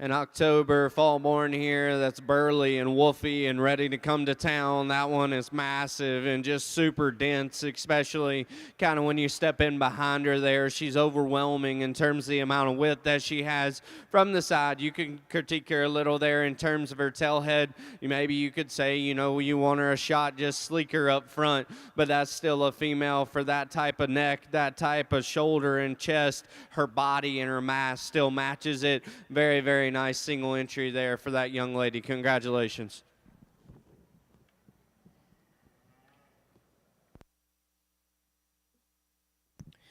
And first place in class 18 over in your Lim-Flex show goes to entry number 61, TASF Lovely Dream, exhibited by Elliston Maury of Lamar, Missouri. Congratulations. Now in the ring is class 19 in your Lim-Flex Heifer show. Again, entering the ring now is class 19. And don't forget, we will be starting the Gelby Balancer show here at approximately 4:45. Again, we will be starting the Gelby Balancer show at 4:45.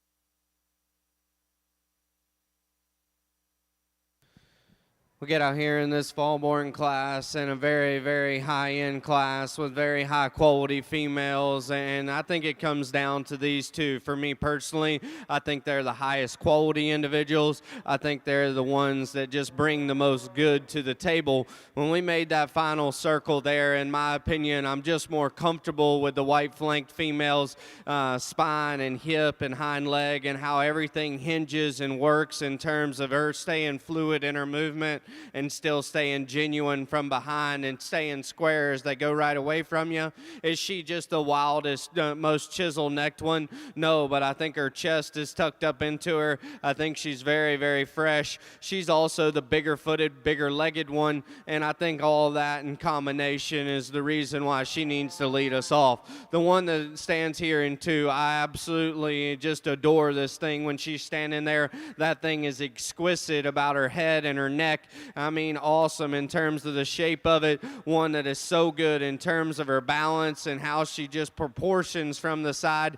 And that calf is extremely intriguing on the upper part of her hip. That is a big pin set. That is a wide, massive skeleton. The issue is as we watch her go right away, she kind of wants to hinge a bit funny there out of her hip, not stay as genuine underneath as we watch those cattle go right away. And I'd probably like to intensify her at the ground to match that added width and mass. The female here in three, when the cattle are parked, I think she's in the hunt. That female is so good in terms of her shoulder and her forerib, absolutely just massive right there through the center part of her body. And that thing is presented and how they have everything put together. They have kind of everything built right there in terms of her loin and her tail head to kind of help everything look square there out of her pin set. The problem is when we ask the cattle to go, she's a little bit more rock forward there in terms of her shoulder, and then she kind of gets up underneath herself, ducks her pins, and kind of pulls her top line there out of balance on the go. But a very, very high-end female there.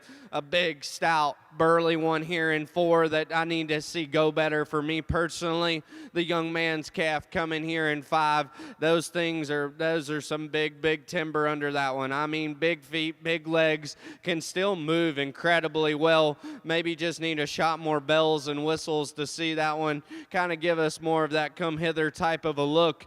And then the young lady's female, but probably better presented, better haired, and one that is very, very nice in terms of how everything's put together on the upper side of her skeleton, in terms of how stout she is. I struggled the most with her at the ground in terms of how she got out and traveled.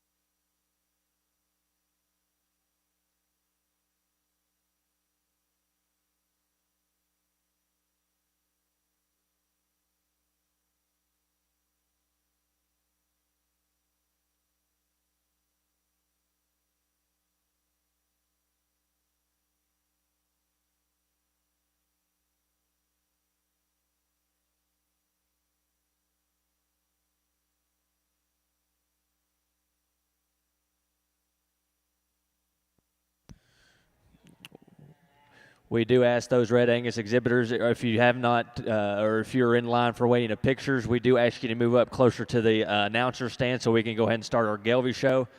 We do ask those Red Angus exhibitors, if you have not got your picture taken, to move on up, and we can start our Gelby show, please.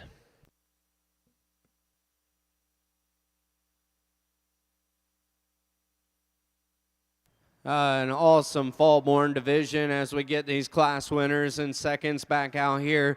I think this age of cattle is always interesting to sort around this time of year. I kind of describe them as what I would think of high school or teenagers. They can be a shot awkward. They can be a little hard to kind of study and see exactly where they're going to go. But in my opinion, as long as we stick to building them right, stick to how we are kind of designing them at the ground, then we can't go wrong. And I think as we get back out here. I think there's two cattle that are just that much more elite in terms of their quality, in terms of their look. I think that these two that came out of the last class here need to represent this division. Congratulations to both of them.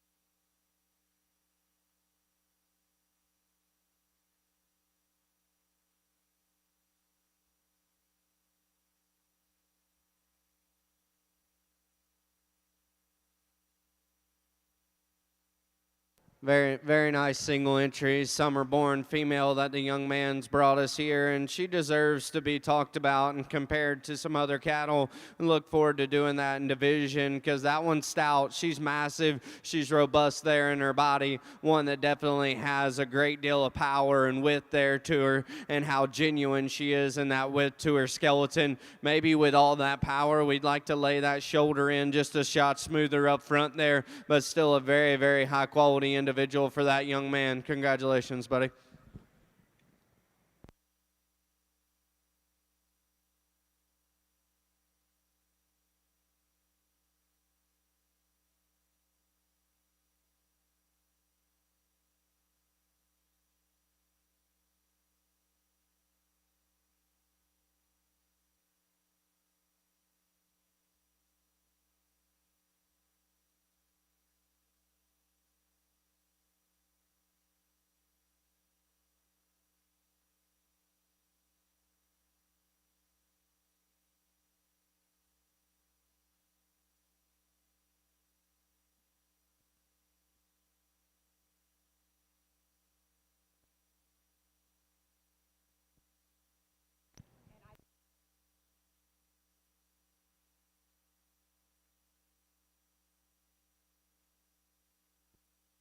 And now in the ring over in your Lim-Flex show is Class 21. Again, in the ring now is Class 21 Lim-Flex heifers.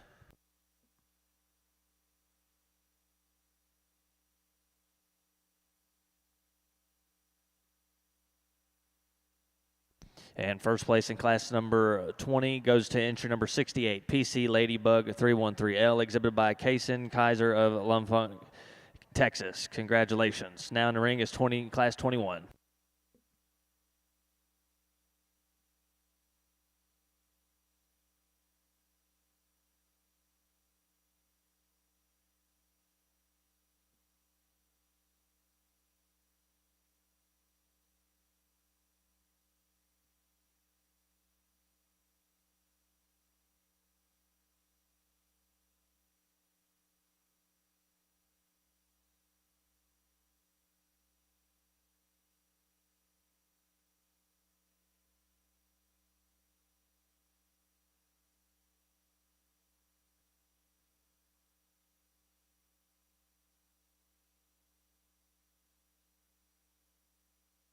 Two Mayborn females here brought to us by these young men, and two Mayborns that are vastly different. They're on opposite ends of the spectrum in terms of what they bring to the table. The young man's calf that leads off is the big, stout, burly one that's just overwhelming in terms of her mass and her power. Just so big and robust there about the center part of her body, but still with all that power, so exquisite up front about her head shape and her neck and how everything is pieced together color there and how her neck comes out the top side of her shoulder. You'd probably like to lay that shoulder back on her and make her a shot more comfortable there out of her front end, but still a very, very high quality one. The young man's more moderate calf here in two is one that I honestly like a lot of things about. I think she's more relaxed in her spine, and I think that can almost give her a more ideal look as we ask the cattle to go. The question I ask myself is, with all that, she comes a little shot more pigeon-toed up front, kind of rolls those front feet in, brings out that elbow, and everything rocks forward up front, but still a female that I love in terms of her spine, her tail head, her hip, and her hind leg, and her ability to get out and travel.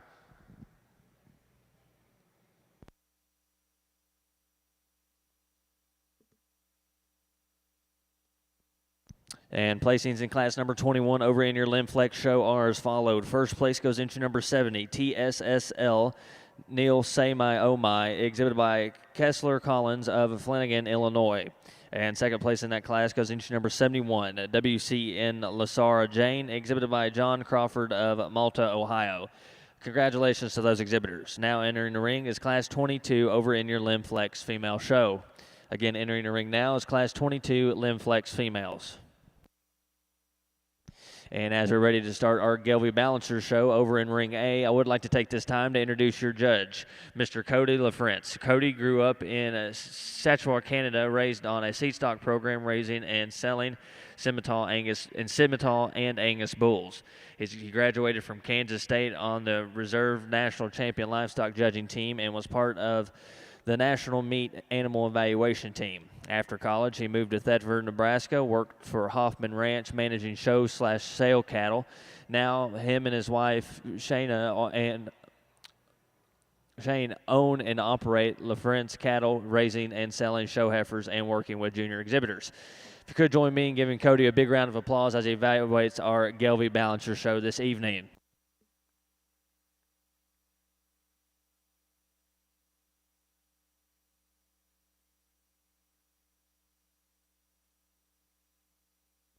And don't forget, check out all the backdrop and show ring pics at Lindy's Livestock, lindysphotos.com. We do appreciate Lindy's Livestock crew for being here with us this week here in Broadbent and Freedom Hall. So don't forget to check out all the action shots and all the backdrop shots at lindysphotos.com.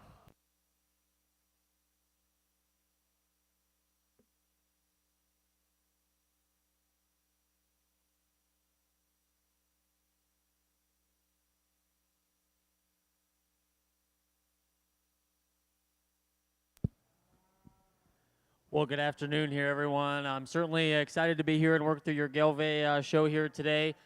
Certainly a nice place to start here with a single entry calf. The young lady brings us one that's really neat and clean in her lines, one that has a nice look to her, still fresh and green in terms of her condition. Just a really nice single entry class here that can certainly withstand some competition as we move through the show today. So let's give her a good round of applause.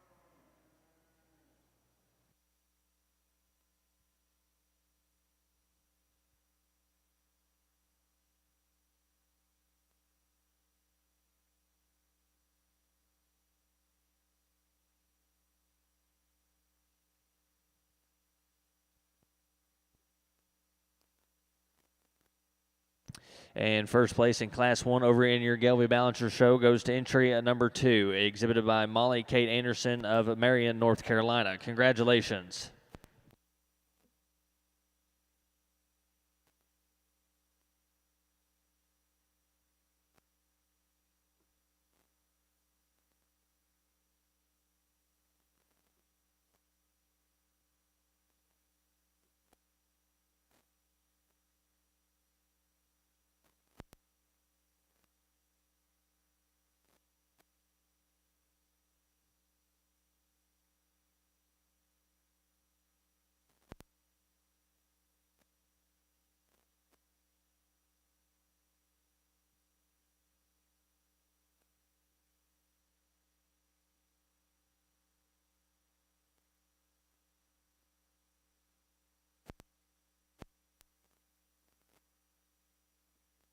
Very high-end class of females here to sort through, and a female that kind of rises to the top, and I think she does so just in terms of her overall quality. I'll be the first to tell you I wished I could take her shoulder blade and shove it back there on her skeleton and make her just a shot more comfortable up front in terms of her front end skeleton, but that female from there back is absolutely spot on in terms of her presentation, condition, hair coat, and quality in terms of her spine, her hip, and how massive that animal is, would still be in that tidy and that fresh up front. A very, very high-end one there to get us started. Young lady's calf here in 2, I actually think has the advantage just in terms of her front end build. She's more comfortable there about her knee. A female that from there back just kind of runs out of just true width and mass as we compare to the one that wins. Maybe like to intensify her down through her heart, out the backside of her elbow there. Maybe want to pick her up and square her up right there in terms of her pins. I love her condition. Young lady's done an extremely good job of keeping that one fresh and right. Just a very useful type of a female there in 2. She's there because the female in 3 is a little bit more concerning in terms of her condition. The chest is kind of getting out of that one. I'd like to tuck that back up into her sternum, but still a female that represents an awesome cow in terms of her flexibility, in terms of her body. Just a female I'd like to dial back there in terms of her condition and maybe relax there in terms of her spine. The young lady's calf here in 4 is a female that's very stout, very opened up, and very, very big at the ground in terms of her foot size. Here you go, sweetheart. Come on right around.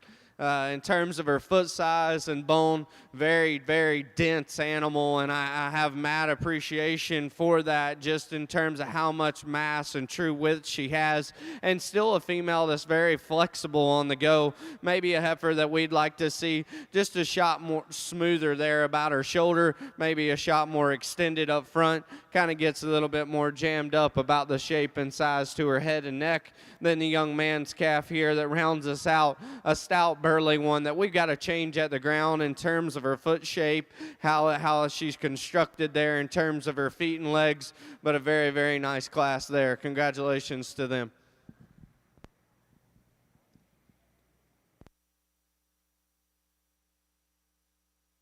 Another single entry here on the Gelve side, but a heifer that is really, really good. I think one that just hits me is ultra powerful. I like there the shape to her forerib and her center body. Her upper hip shape and her feet and bone work is really, really nice. She's nice there, ties in high there at the top side of her shoulder. I think just a really, really nice heifer that can certainly withstand a lot of competition here as we kind of work through the day.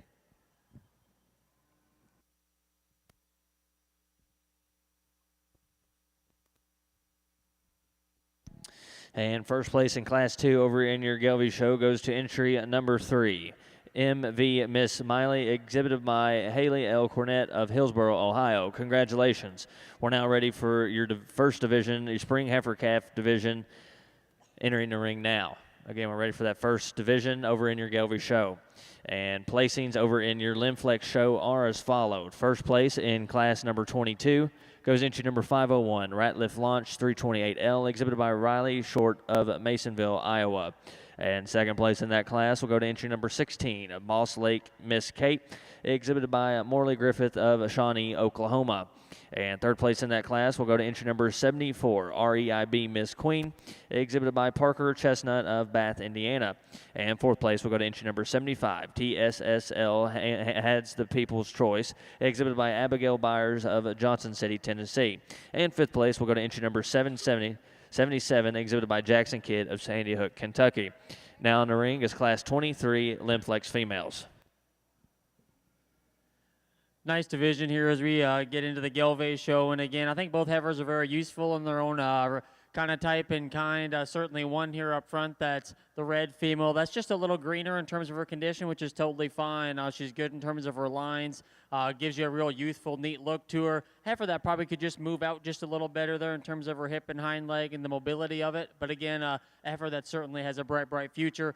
Young lady's big, black, powerful one here. I like a lot of things about her. Her rib shape, her power, her extra bone. She moves good there on the move. If we could just relax her in her spine just a little bit when she gets out and going. But I think she gives you a nice broody, cowy look to her, the shape of her head and neck. She'll be your champion. Young lady with the red heifer will be reserved. Congratulations.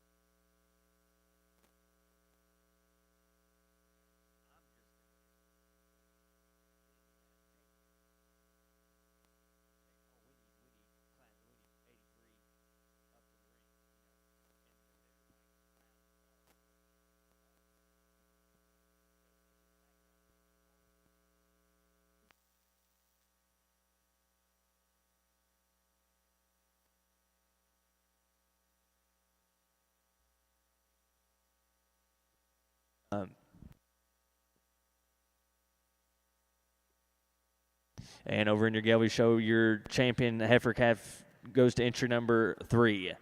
MV Miss Smiley, exhibited by Haley Cornett of Hillsboro, Ohio. And your reserve division will go to entry number 2, LHC 482M, exhibited by Molly Anderson of Marion, North Carolina. Congratulations. Now in the ring is Class 5.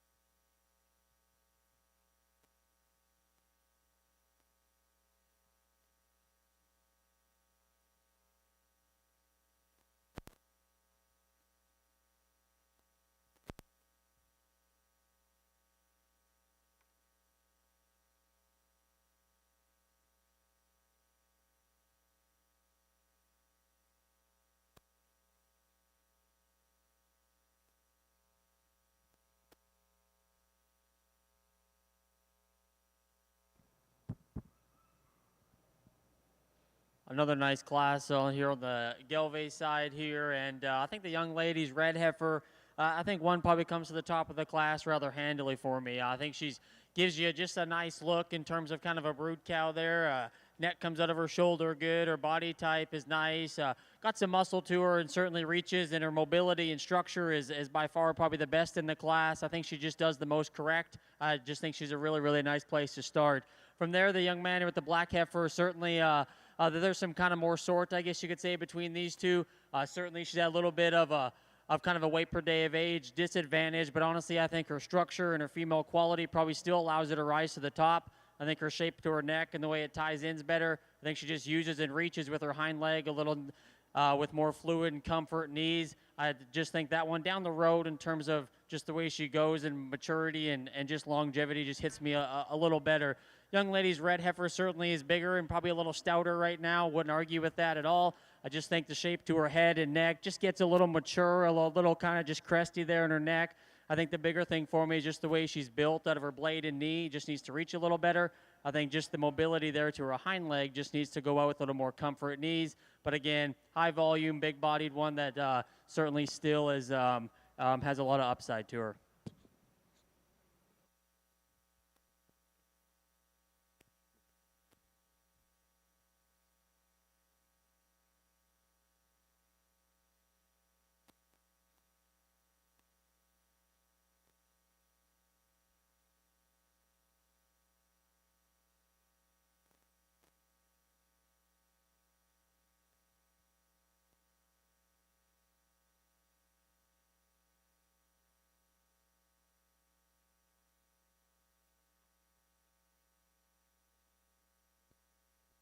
And placings over in your Gelby show for Class 5 are as followed. First place goes entry number 4, MCAF Miss Fancy, exhibited by Madeline Fryman of Cynthiana, Kentucky.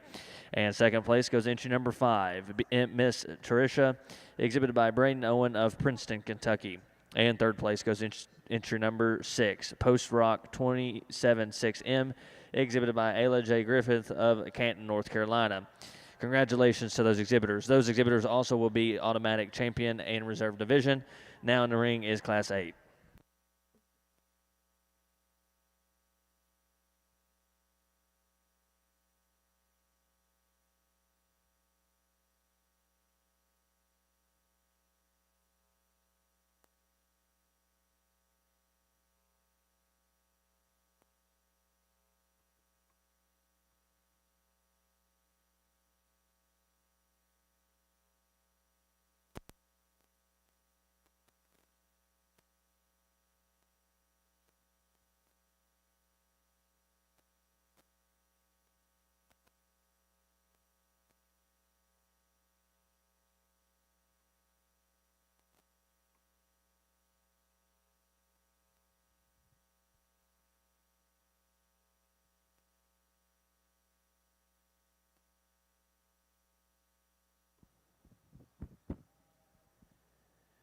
Get in here another class here. Certainly not huge in numbers, but in terms of quality, I think this one is extremely nice. Just hits you with just a real cowy look to her, just in terms of her head and the way her neck ties in. From there, though, her body shape is really good. The way she ties in at the base of her heart back to her flank. I love her in motion. I think her length of hip and her pin set and the way she utilizes her hind leg is really, really good. I like that heifer a good deal. I think she's very, very, very high quality. The young lady, again, just kind of hit a really tough class. I think her heifer's got a lot of upside to her. I think she's one that certainly is long and she's level. She reads with a nice shape to her out of her outer hip. She just won a little bit of a disadvantage there in terms of her body shape right now. Needs to be a little deeper there at the base of her heart through her flank. If we could just relax her and her kind of build to her front end and give her a little more bend there to her knee. Again, that's still a really nice heifer that just had a really tough class.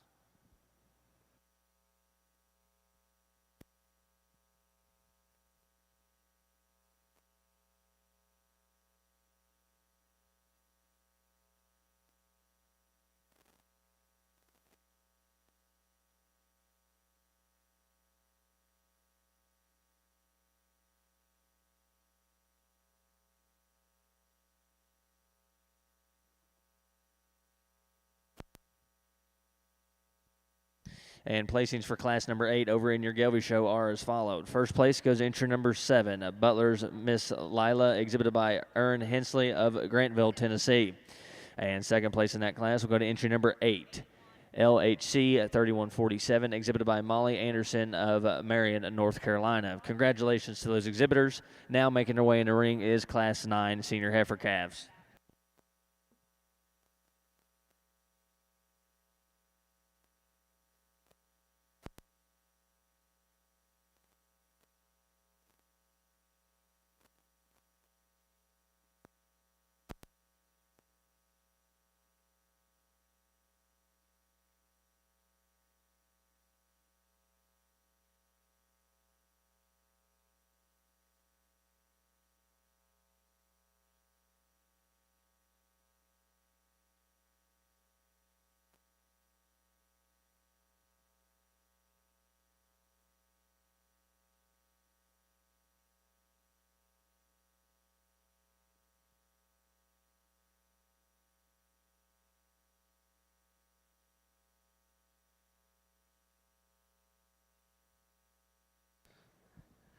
Absolutely, next level stuff right here, and I'll be honest with you. I was standing out here knowing that my wife's up there in the stands or somewhere. She actually might be over with our cattle that are getting ready to show in the percentage semi show. But to be quite honest with you, I was out here wishing that I had something along the lines of what you see on them game shows of phone a friend or call in somebody. Because these two females right here are absolutely next level. They are elite, and it is interesting to study them. I'll be the first to tell you, the more they move, the more they walk, the more I'm comfortable with the one that wins, and that's why she wins. I'm not going to lie. I think that one's more genuine on her front feet. I think she hits the ground square. I think her shoulders laid back into her. I think her knees laid back into her, and I think that's what allows her to be so comfortable out here. I think she's stouter at the ground in terms of her foot size and the shape of it. That one's flexibility and how she gets out and travels, I think, is absolutely spot on. I wish that one, maybe, if anything, was just a shot more massive, and that's where this one here in 2 is captivating. When you are 30, 40, 50 foot off of them, that one right there is the picture that you sit down in college and draw and how you want to make one look. I mean, that is one tidy neck, awesome chested, round-bodied animal that is so stout and so powerful. As we ask the cattle to go, and where I get critical of that one is when she comes right at me. I wish she'd hit the ground square. I wish that shoulder was laid back on her just a shot better, and I think that would make her a shot more comfortable up front. If that one was just a shot better there, I think you could flip that pair at any point in time. The calf in 3, I thought she was in contention, and she is, because she's an extremely high-quality animal. That calf is so good when she stands still,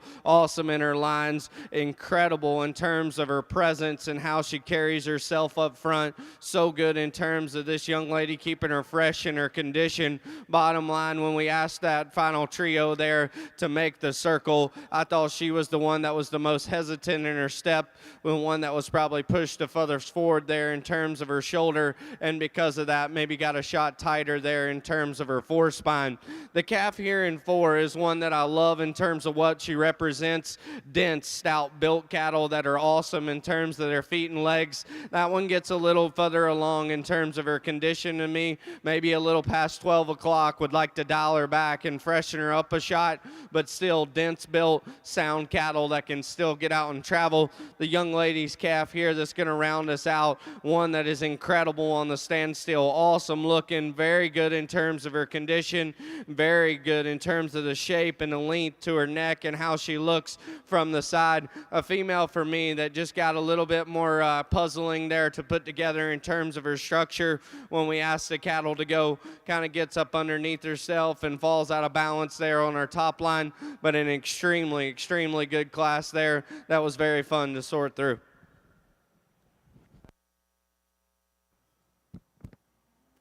Really good class here on the Gilvey side. And certainly the young lady brings us one here that is really good. I think when she gets parked and stopped here, she's really hard not to like. Just female quality about the shape of her head and neck. I like the way she balances there from chest to flank. Hip and hind legs good. She uses it good enough out here and certainly gets out and goes. She's so good there in her forerib and rib cage. Reads with a big shape there from behind. That heifer is very high quality. I like that heifer a good bit. Young lady here, you brought a very nice heifer. You just drew a really tough class here today, and one that certainly in terms of her body type and doability is really good. One that just reads just a little plainer. One that's obviously is not the same scale as the other one. Just needs to just relax a little bit out here and maybe just would move a little better off her rear too. Very nice heifer, low input kind, be a really good cow for you. And placings in Class 9 over in your Gelby show are as followed. First place goes entry number 10.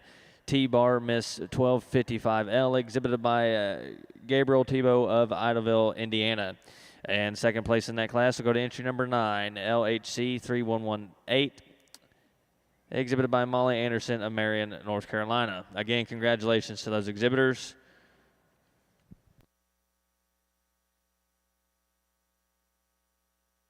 We're now ready for Class 10 Senior Heifer Calves over in your Gelby show. And over in your Lim-Flex show, placings in class number 23 are as followed. First place goes into number 79, SSUL Charmed 3419, exhibited by Claire Sennett of Waynetown, Indiana. And second place in that class will go to inch number 81, a TSSL Something Special, exhibited by Kenley Holmes of Answorth, Iowa. And third place in that class will go to entry number 80, a TSSL Maine Larissa, exhibited by Michaela Jo Massey of London, Kentucky. Fourth place, we go to entry number 83, exhibited by Leah Hazel Byers of Kingsport, Tennessee. And fifth place in that class will go to entry number 84, exhibited by Abigail Hutchins of Hawthorne, Florida. Again, congratulations to those exhibitors. Now in the ring is Class 24 over in your Lim-Flex female show.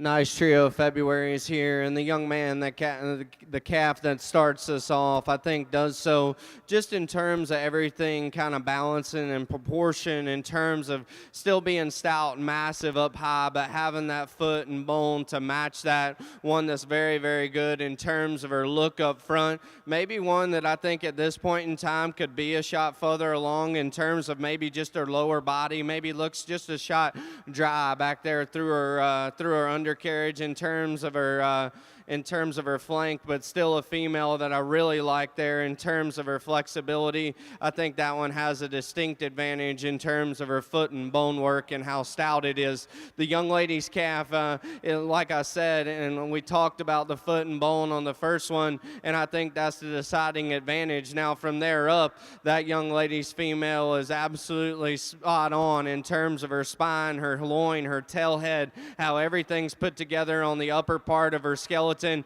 Very, very good looking, very tight chested at this stage in the game. I would just like to intensify her down low, make her a shot more massive there at the ground. The young lady's calf here in 3 is one that you like quite a bit from her shoulder back, a stout, powerful one. For me, she got a little bit maybe uncoordinated there from behind, maybe one that's pushing a shot of chest also, but still a very, very high quality trio.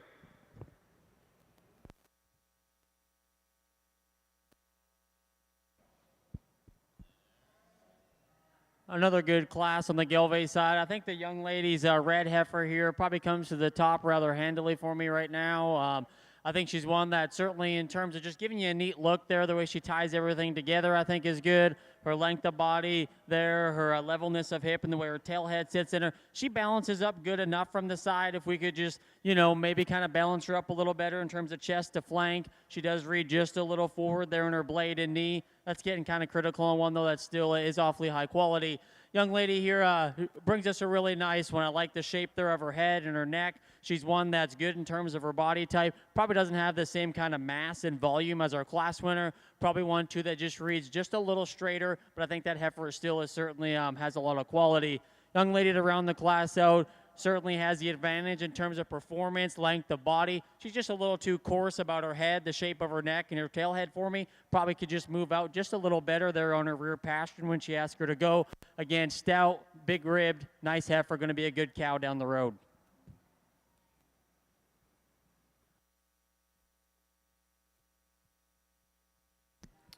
And over in your Gelby show, placings in class number 10 are as followed. First place goes inch number 13, Butler's Miss Lundy, 280L, exhibited by Alexandra Rabb of Markle, Indiana. And second place goes inch number 11, 3108, exhibited by Molly Anderson of Marion, North Carolina.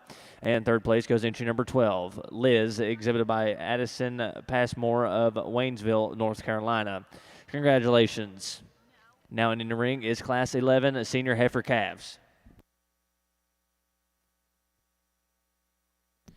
And first place in class number 24 over in your Lim-Flex show goes to entry number 90, SSUL Carmen Forever, exhibited by Reed Utterback of Elwood, Indiana. Second place goes to entry number 87, TSSL Neil Kendall, exhibited by Hadley Hendrickson of Farmland, Indiana. And third place goes into number 88, PRF R&K Laney, exhibited by Samantha Pico of Ewing, Kentucky. Please note, entry number 502 and 89 were scratches. Now in the ring is class 25.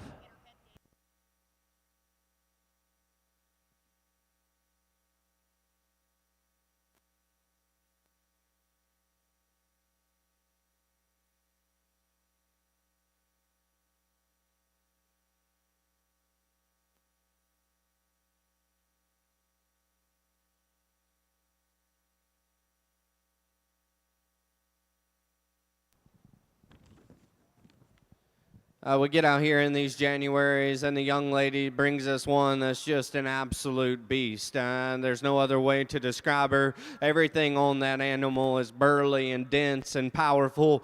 So good there in terms of her body. Still one that can get out and travel, especially off of her rear skeleton. That thing's hip and hind leg, and her ability to get out and reach and cover ground is very, very good. If you wanted to get just super nitpicky on one, she maybe comes in a little there up front and maybe kind of wants to paddle out of that front end just a shot, but that is a big, burly, stout animal that can definitely move for the amount of mass and power that she has. The young lady's calf here in 2, I think, is the next high quality one, just in terms of how dense she is. Everything matches in terms of her power, her foot, and her bone like we've talked about, but then when you back off the cattle, that's still a fresh one that's very, very good in terms of her rig at this time of the year. A female that maybe maybe gets a shot tighter there in her loin, maybe like to just dial that tail head down a shot, but a female that is very, very nice in terms of her own right. The young man's calf here in 3 is one that I appreciate a lot of things about in terms of her smoothness,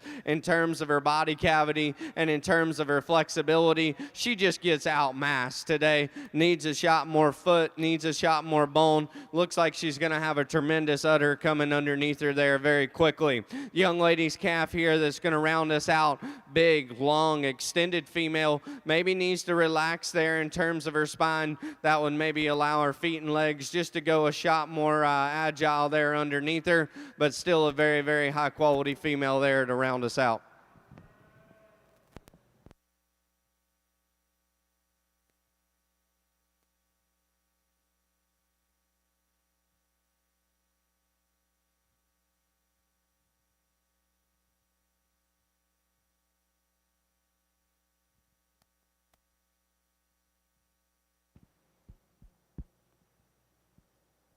Really nice classic Gelve heifers over here on this side again. I think the young lady brings us one, certainly just in terms of her body type and just looking like a cow. I think she probably does that the best. I think they're just through her forerib and the depth of rib back through her flanks really good. She's long, good, and level out of her hip, and her tail head sits in her nice. She's one that could probably just be modified. I guess I don't know if there's one out here that's just perfect in terms of their structure. If we could just modify her hind leg and have her reach a little better, even just shorten up her rear toes a little bit. Again, that's a heifer, though, that's big and stout and has body and moves plenty good enough. I think she'll be a really nice cow down the road. Young lady brings us one that I like the shape there to her neck and extension. She's one parked and stopped, gives you a nice look in terms of length of body, reading with some upper rib shape and hip. She just probably needs to be a little deeper and gets a little drier back through her flank. Again, could reach just better out of her front end, too, as you ask her to go. Young man brings one that's certainly stout. He's one that's big in terms of her rib cage. She just gets a little coarse there about her head, the shape of her neck, and her joints. Again, very muscular, though. That's a nice heifer to be third in a tough class.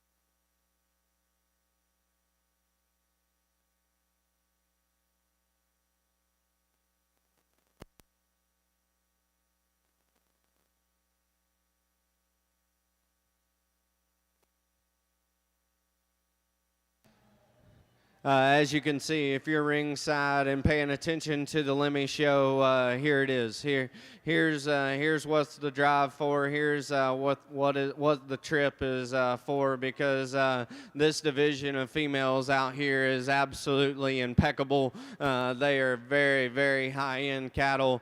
The interesting part, and if you were up here for the purebred show earlier, I talked about different types, different kinds, and different cattle and I talked about how cattle come in different shapes and different sizes, and how quality is not always necessarily one type or one kind, how it can come in different shapes and sizes. And I think that's the intriguing part about this lineup, because I'm the first to tell you they ain't all alike, but at the end of the day, as long as we're identifying quality and picking the best ones, at least that's where I want to be personally.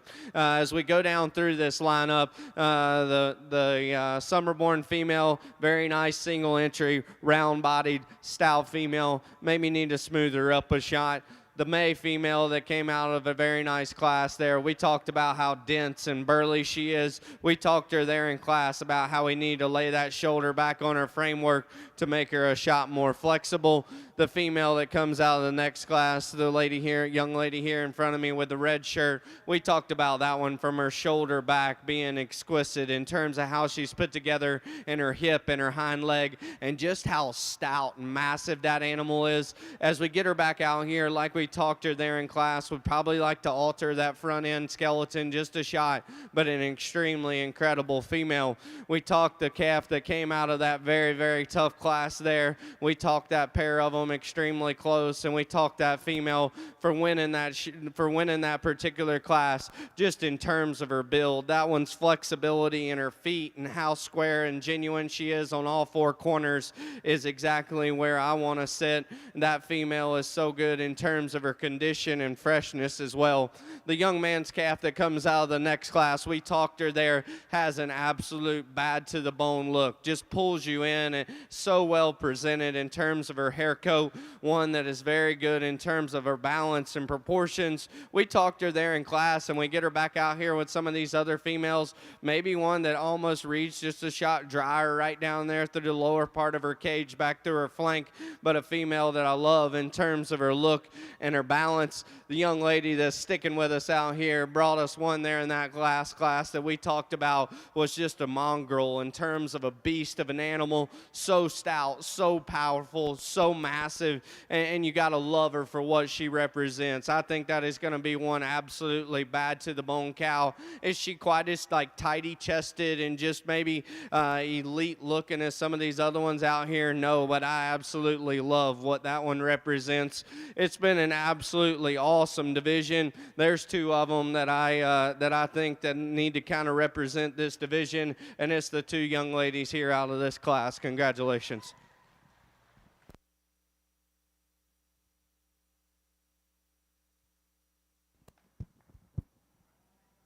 We get out here in the division on the Gelve side. I think it's a really good lineup of heifers. I think there's certainly different types and kinds. I think the young lady's red heifer here to start. I like that heifer a lot in that class, just in terms of her basic build. One that reads, I like the depth to her body. She's good there and flat in her shoulders. She gives you a nice look, and the shape of her head and neck's good.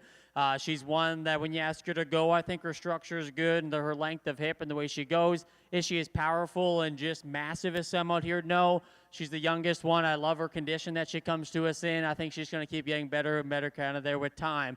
The young lady again here with the black one certainly brings us one that is very, very high quality. Just the shape there to her head and neck. Her body shape is awesome, and the way she uses and reaches there, and her structure is good. I think that one's just awfully high quality, highly, highly presented. That's a very, very nice heifer. Young lady again with the other red heifer. Again, one that certainly has some length of body to her. She's got some mass to her. She's good enough in terms of her body. She just gets a little upright in terms of her structure on both ends when she goes away. Reads just a little parallel in terms of her underline and just needs to balance up a little better. Again, that heifer still has a lot of quality as you kind of go down the road. Young lady again here from the last class. Big-bodied, stout one that certainly will make a nice cow. Does she comes with the extra bells and whistles? No, but she's still practical. Fundamentally, that's still a nice heifer.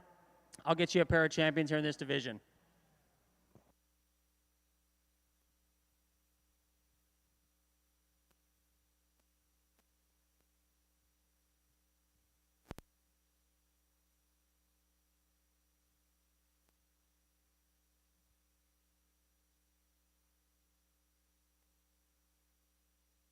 Very nice high-end pair of senior yearlings here, and the young lady's female that's going to start us off does so as the cattle kind of make that lap there. She's so much more comfortable there in terms of how that rear foot hits and grabs the surface.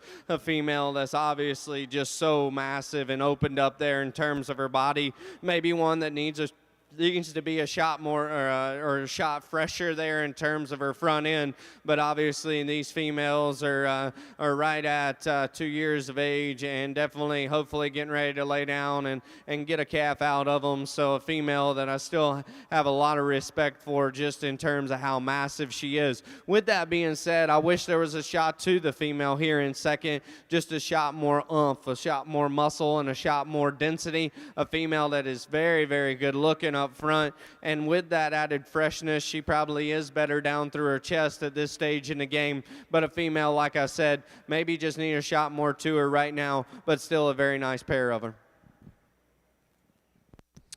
And over in your Lim-Flex heifer show, your Division III champion will go to entry number 79. SSUL Charmed 3419L, exhibited by Claire Sennett of Waynetown, Indiana. And your reserve division will go to entry number 81, TSSL Something Special, exhibited by Kenley Holmes of Answorth, Iowa. Again, congratulations. And first place in Class 26 over in your Lim-Flex show goes to entry number 97, SJMR Princess Kate, 250K, exhibited by Samantha Jo Moore of Stanton, Virginia. And second place goes entry number 96, ELCX Cassie, 17K, exhibited by Taylor Holloway, Fort White, Florida. And they will automatically be your division champion. We're now ready to select your grand champion Lim-Flex female here at the North American. Again, we're ready to select your grand champion Lim-Flex female.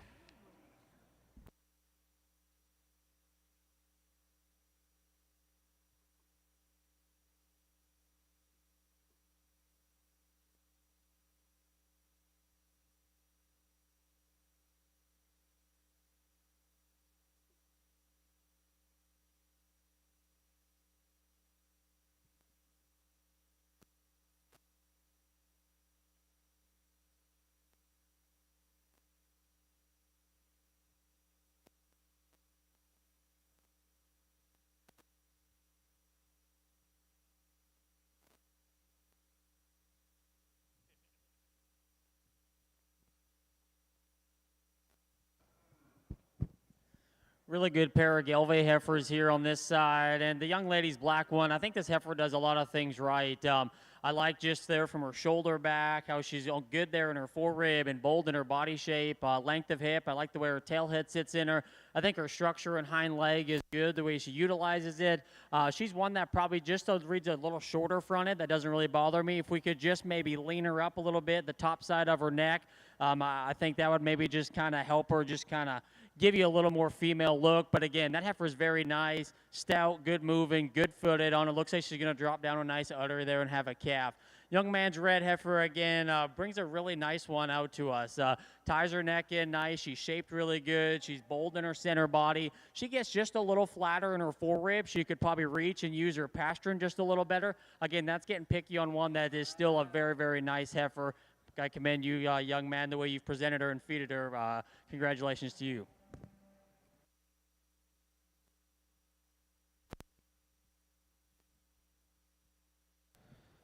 We get back out here in the Lim-Flex show, and obviously we kind of build our way all the way up throughout this afternoon until now. We sorted through some very high-end purebred Limmy females and now into the flexes, and this lineup of them out here is absolutely incredible. I think this breed is very hot, and I think they are hot because of what they represent. And in my mind, when I think of Limousin females, I think of Limousin females that are incredible at the ground in terms of their foot, in terms of their build and how they're constructed. And I think us as a cattle industry continue to use this breed to make our cattle so good at the ground in terms of how they're built. As I get into this, I'll be honest. I've been thinking about different things all day. Obviously, we've got 20-something head of cattle here, and got a crew back there that's putting together percentage semi-females right now, and without them and without my wife, I wouldn't be able to be out here with you. And Luke Stern is a kid that's been full-time with us now for 3 years, and he's the head man back there in charge right now. And so my compliments to my crew, because without them, I wouldn't be able to come out here and spend the time with you guys and get to do what I love to do. With that being said, I have asked the Lord several different times here throughout the day exactly what to say, because I had a comment made to me there yesterday that was a little puzzling to me, and it's been kind of racking around in my brain. I had a gentleman ask me, he said, "Man, what are you going to do tomorrow?" And I said, "What do you mean?" And he said, "Well, you're like real close friends with a lot of them guys, and you know, guys that raise them cattle." And I just looked at him and I said, "Well, pick the best one." You know, and I guess that's what's been kind of in my head, and I've been asking the Lord how to say that, and quite honestly, I think I just need to say it. You know, when I come out here, I try to hold myself to the utmost integrity and hold myself to the utmost standard in terms of sorting cattle. And when it comes down to it, in my opinion, if we all grab the mic and pick the best one, then by God, it becomes pretty fun, you know. And I'm not saying that the one I'm going to pick is the best one, but to me, she is, you know. And I guess, you know, the more I thought about it and the more I kind of prayed about it there as I was getting ready and getting suited up, you know, here the past year of my life, I quit drinking alcohol and have really started trying to devote more time to church, and I feel like that has helped me and my wife tremendously with our family and where we want to go. So every time I grab the microphone, the first thing I do is thank the good Lord up above, because without him and without his blessings, I definitely wouldn't be out here and I wouldn't have these opportunities. Secondly, I thank my wife, because she is absolutely the nuts and bolts of our operation and our relationship. And my two boys and my family that are over here that came up from North Carolina, they have blessed me tremendously. With all that being said, I kind of come back around to the fact of this industry is what I eat and what I sleep and what I breathe, and I make my living in this industry. And I get asked often, well, who do you want to see sort them? I want to see guys like Cody Corey, and I want to see guys like Zach Butler that were over there beside me earlier, because these guys are guys that make a living in this industry. And at the end of the day, I want guys' opinions that I value, and I hope that is what I can give you guys, is an honest, real opinion of absolutely bad to the bone cattle, and praise the Lord while I'm doing it and have fun, you know. And that's what I kind of came out here to represent today. And it has been absolutely it's been absolutely incredible. It gave me chills down my back when one of these cattle walked out here. A pair of them walked out here. We're going to stick with them too today. It's been a phenomenal show. If you will, give the Limousin guys and the North American a big round of applause. I appreciate you guys allowing me the opportunity. And let's give a hand for our judge, Mr. Will Core, one more time for being out here with us.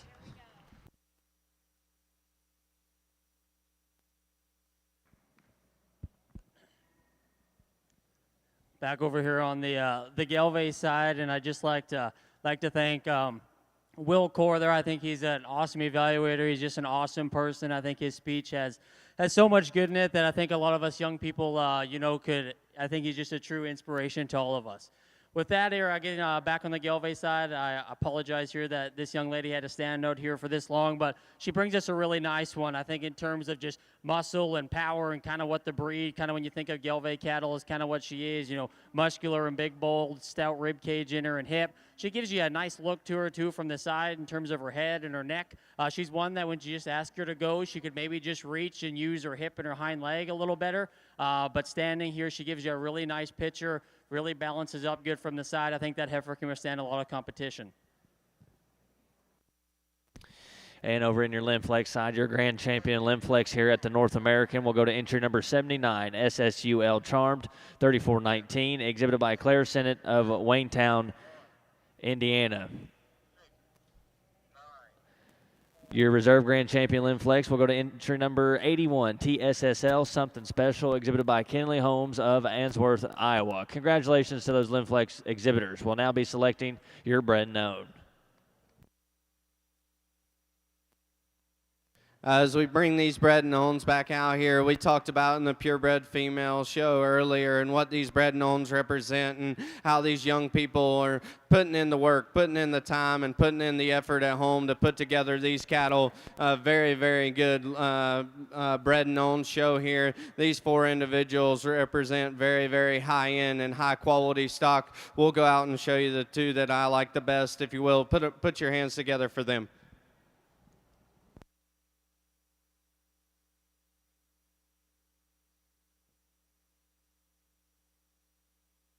And over in your Gelve show, placings in the Class 14 are as followed. First place goes inch number 19 in automatic division champion, Lily, exhibited by Alexander Rabb of Markle, Indiana. And second place in Class 14 in your reserve division goes inch number 18, a TTG Twisted T Lady, exhibited by Easton Chamberlain of Cole Camp, Missouri.